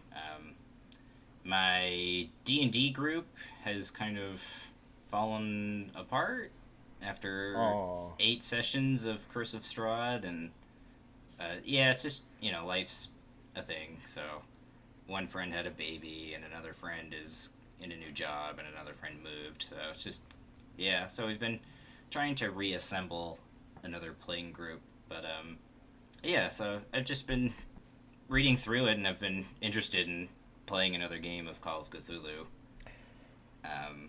This particular campaign setting is really interesting to me because it not only has tons of information about 1920s Berlin, but it also comes with a bunch of player handouts and 3 scenarios for the keeper to run, which is really cool. One of them, Awesome. yeah, one of them is you're investigating a possible murder of a Grand Duchess from Austria, who was killed by a famous cannibal, Karl Goldman. Whoa. Yeah, so that sounds pretty cool. There's another one about a crazy ballet cult that attempts to use their what they're called cosmic ballet to summon Nyarlathotep. Huh. So yeah, there's some really cool, neat. So neat you want to stuff in go this get a book. pint? I gotta go summon this Nyarlathotep. So I mean, Did I read right that there's also a side story with regards to the great god Pan? Yes. Yeah, so That's there's a cult in Berlin during this time period called the Lost Boys, which I'm not even gonna attempt to pronounce it in German. So yeah, I'm not even gonna attempt to butcher that. But yeah, they're basically a manifestation of the Lost Boys who worship Peter Pan quite literally, and the god Pan, who is a avatar of Shub-Niggurath. which is pretty cool. And yeah, they worship the black goat in the black forest of Eichenwald. So That's awesome. I'd be so interested to hear how they meshed all of that. Peter Pan, the Great God Pan, and Azathoth all into one kind of storyline. yeah, it's Sounds really really cool. It's really cool. What's neat about this campaign setting in particular is that it's not the 1920s Prohibition era of prudish New England, but is instead the licentious, laissez-faire style, do-what-you-want 1920s Berlin, where there's sex, drugs, and rock and roll everywhere. Yeah, the second scenario is even called Dances of Vice, Horror, and Ecstasy. So. That's awesome. And the third scenario, real quick, is a scenario about a film being shown in Berlin and a secret group that's looking to use the film as a means of propaganda to spread evil. That's awesome. The book looks pretty cool, so I plan on doing a review of it once I've done a full reading of it on the channel, so be sure to check that out probably next month or so. Cool. That's awesome. Well, and talks about other games. Nathan. Oh, I'm waiting for it. Go Sorry, ahead. go ahead. Yeah, you and I have both played a board game called Mountains of Madness. Yeah. Have you guys, Leng or Nate, played that game? I haven't played it, but I did watch a couple of reviews of it on YouTube. It looks pretty cool. interesting. So I know the basic premise of the game. Nathan, why don't you tell us a little bit about it? You're the most, I think, versed in this one. Yeah. So it's interesting because it kind of touches on two different things. It touches on a pretty solid cooperative game, but then it also kind of touches on a zany party game because it's a game where you are serious, you're focused, you're basically doing the Mountains of Madness storyline, but at the same time, the further you go up the mountain, because you've got a little plane that you use, a little miniature. You start at the base of the expedition camp and start going up the mountainside. And as you're kind of flying around and landing on these spots, you might flip something over and it will say you need, 6 to 9 tool cards and 4 to 6 book cards. And so then what you'll do is you have 30 seconds, I believe, to go through and pitch or contribute those cards from your hand to the pile. But you have to effectively communicate. You have to say, hey, I've got books covered myself. Nobody else put in books. Or, hey, does anybody have tools? We need more tools. And once you put your cards in, you can't talk anymore or there's penalties. So it's interesting because usually the first several times people can do the right thing, that you'll have the parameters, this amount to this amount. When the timer's done, everybody flips over, hey, we've got enough. We've succeeded. But what will happen is if you're off by one or two, if somebody put in too much or too little, or they talked when they shouldn't have, that gives you penalties too. You have to start drawing minor madness cards, and that's where the game takes on its kind of zany feel. Like some of the zany ones are you have to put your finger above your mouth and act like it's a mustache while you talk. I remember one guy just cracked up, and afterwards I found out why. The advanced madness that he read was you have to yell, I have a plan, or I have an idea, and then you can't say it unless someone specifically says, what is your idea? So, and I think another one was if somebody says the word crate or equipment, one of the key things you have to talk about in the game, you have to scream and then bury your head and not move. Yeah, and then there's things like going to the table. You have to turn around and talk backwards over your shoulder at people. You've got to keep one eye closed when you, or whisper, things like that. So it starts off pretty cut and dry, like, oh, okay, it's Lovecraft, it's at the Mountains of Madness, okay, let's get serious. And soon all hell's gone loose and you get crazier and crazier. And And towards the end, you're just trying to get the hell out, and you try to fly away. So, And it's so hard to communicate near the end. The game is definitely more casual than, say Arkham Horror LCG. It's a very casual like party game, but you have to play it with a group that's very willing to do crazy things, or willing to, or has fun doing those kind of things, because there are some people that I think get embarrassed, or they don't want to do like weird funny things or like kooky things, and they wouldn't enjoy the game as much, I think. But I think someone who's just willing to do the craziest things that the cards tell you to do would have a blast. You have to have like a good group of people that are all kind of on the same page about that. so I guess coupled with what you just said, let me ask you this question: would you say like a group of aspiring actors would be like? I'm trying to remember his name. Henry Wan. Oh God! He could play, or there's the botanist, Carolyn Fern, and then I know that Yorick is a Shakespearean actor. So yeah, you could have that group too. They would all work very well in this game. It's a fun party game for sure. Oh, that sounds pretty neat, and definitely an interesting divergence from the normal Arkham Horror competitive slash dismal, Cooperative. Yeah. yeah, sometimes dismal experience and that it can be, but yeah. Moving on from the nice and the parties. Unfortunately, we did have a passing of a prominent community member over the past couple of weeks. Larry Ditillio passed away at the age of 71, I believe, on the 19th of March. He passed away from Parkinson's disease, and I don't know if any of you are familiar with who he is or his work, but he's most famous for being the author of the Masks of Nyarlathotep. Yeah, he was. That adventure is amazing.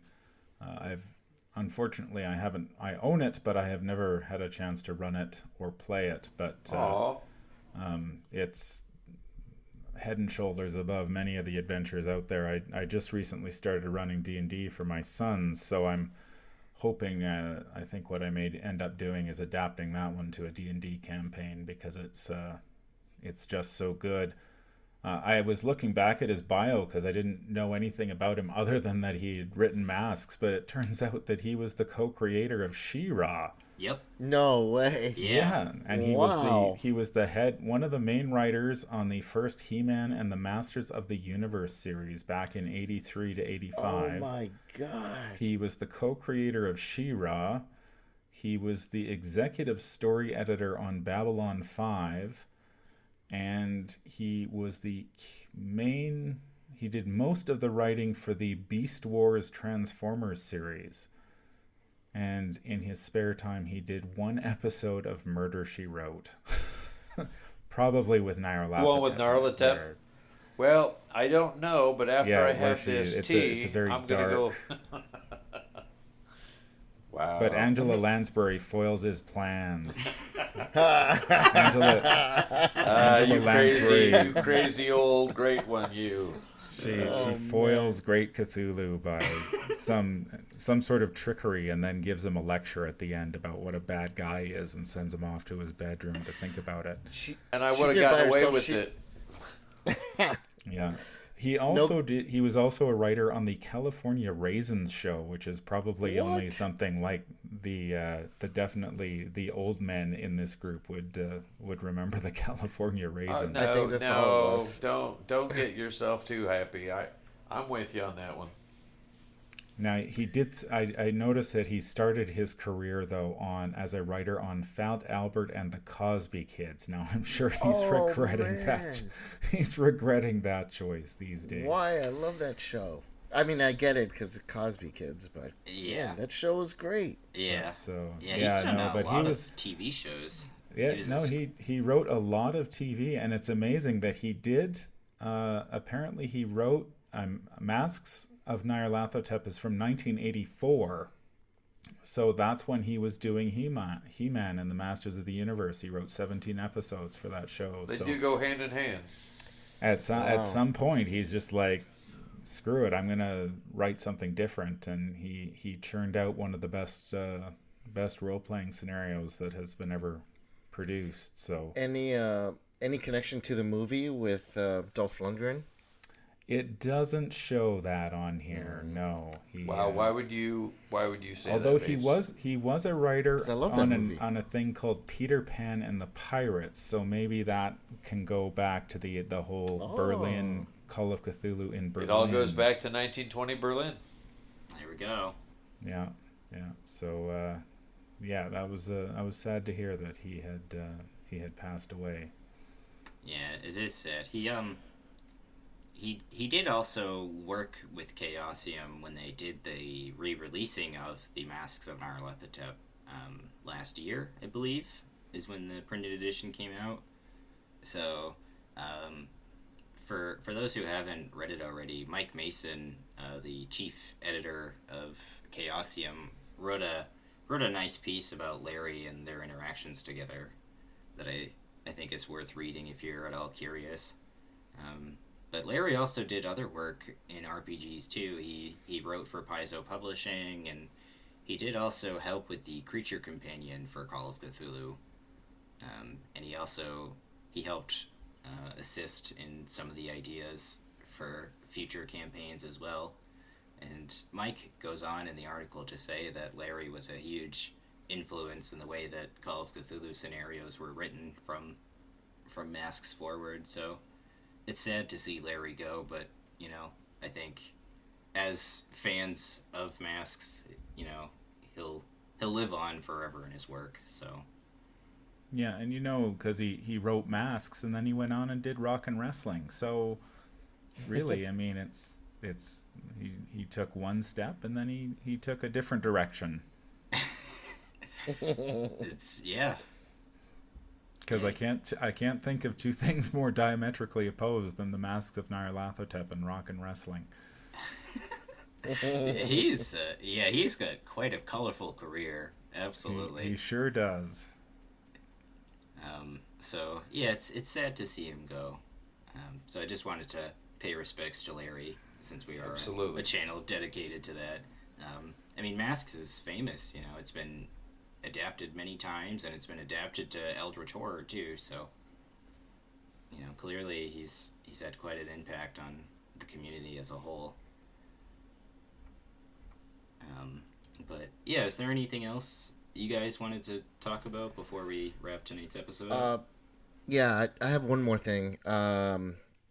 So Robin Gilmore, who runs the Out of Ammo, Out of Time YouTube channel, he does playthroughs for Arkham Horror using starter decks. He just plays through the starter scenarios.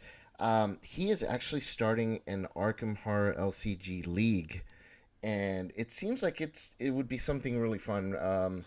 Initially, it was going to be done for fun, but we've added a little prize to the end.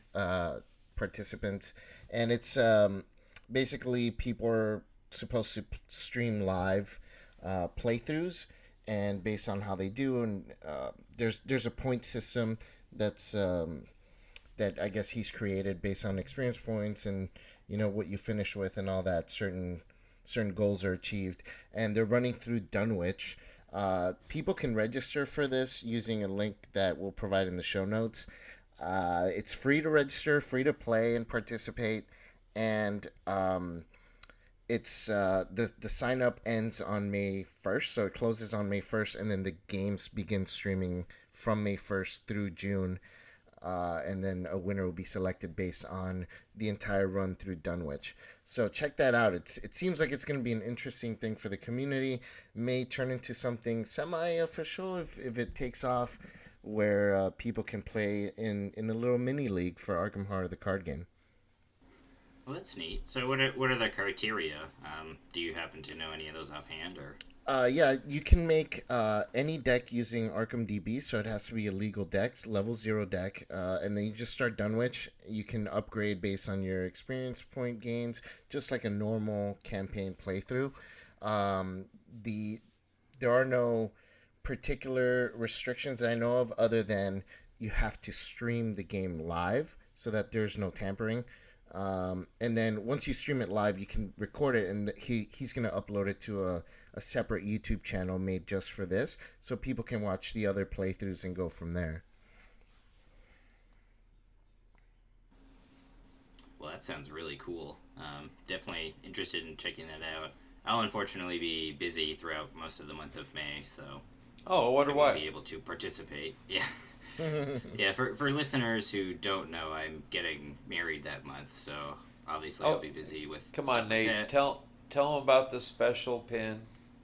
Oh, so yeah, so I shared with the guys in our Discord channel, but Miles from the Aurbits Etsy channel, who makes the amazing looking chaos tokens. I had Amazing, him. capital A. Yeah, absolutely gorgeous. Yeah, they're made out of like fiberglass and gold filament. Oh, they just look absolutely stunning.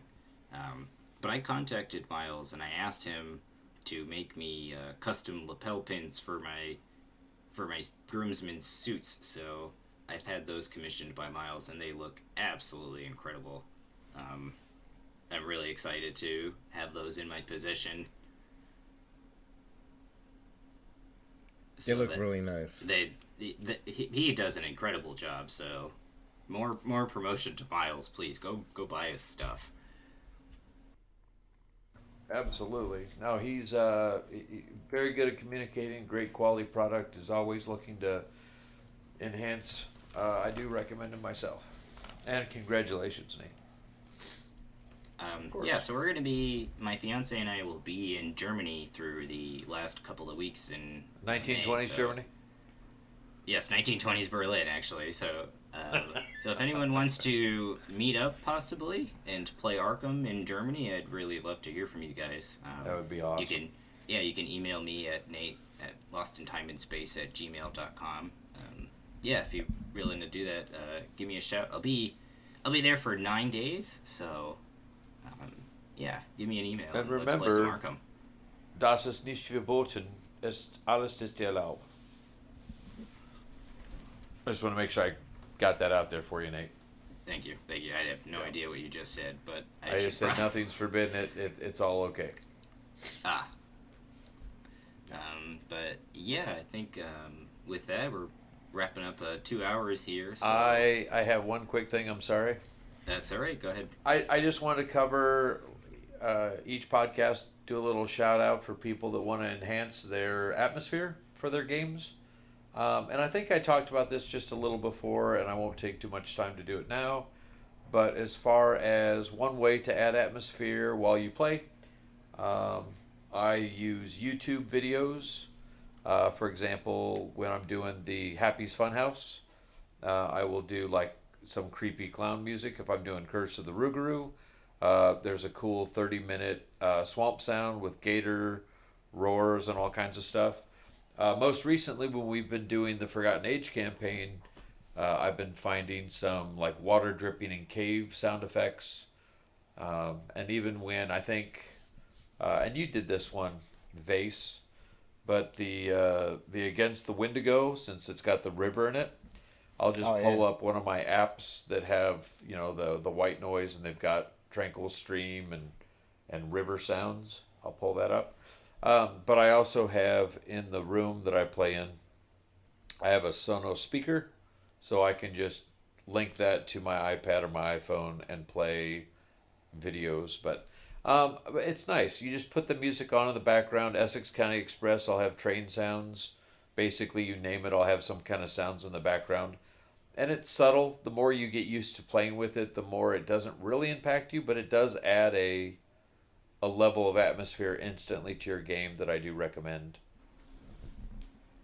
Well, you guys need to get on some serious recording because you have these incredible setups, but then don't post YouTube videos about it. So I like how so I'm still being waiting on that. YouTube shamed. But yeah, no, I mean, Well, I mean, at the very least, it's Vase's fault. So, I agree 100%. so Anyway, any last words, Mr. Leng, from you? We've been taking all the time here at the end. No, just no, don't really have anything to say. I should have my playthroughs up for the Circle Undone Great. scenarios coming up shortly, and then looks like my time will be a little more flexible coming up here. So I've got a few ideas for videos that I'll be making, and just keep plugging away. nice. So, sounds great. Well, Yeah, thanks that for sounds everybody taking the time to talk, and thanks to all the listeners for spending some time with us by this Eldritch campfire. Yeah, absolutely. We want to thank you as always for listening. And if you guys have any questions or comments on how we can improve your listening experience, please feel free to email us or contact us at one of the various links on the website. We'd really love to hear from all you guys. And I have a new email address you can send. It is Carolyn Fern, the botanist, at gmail.com. Oh my god. That's awesome. So, The worst, Nathan. So yeah, you can send all of your Arkham related memes to that email address, and we will take any serious inquiries at any other email address. Yeah, but really, thank you guys as always for listening, and yeah, have a great rest of your day. This is Nate, Lost in Time and Space, signing out.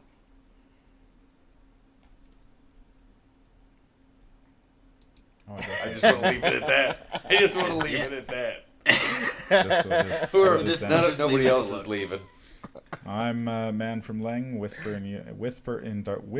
in Darkness YouTube channel. I'm Innkeeper Vase Odin from the Twisted Tentacle Inn. And this is Nathan of the There Should Have Been Only Henry Wan channel, coming right back at you. All right, guys, thank you so much for listening.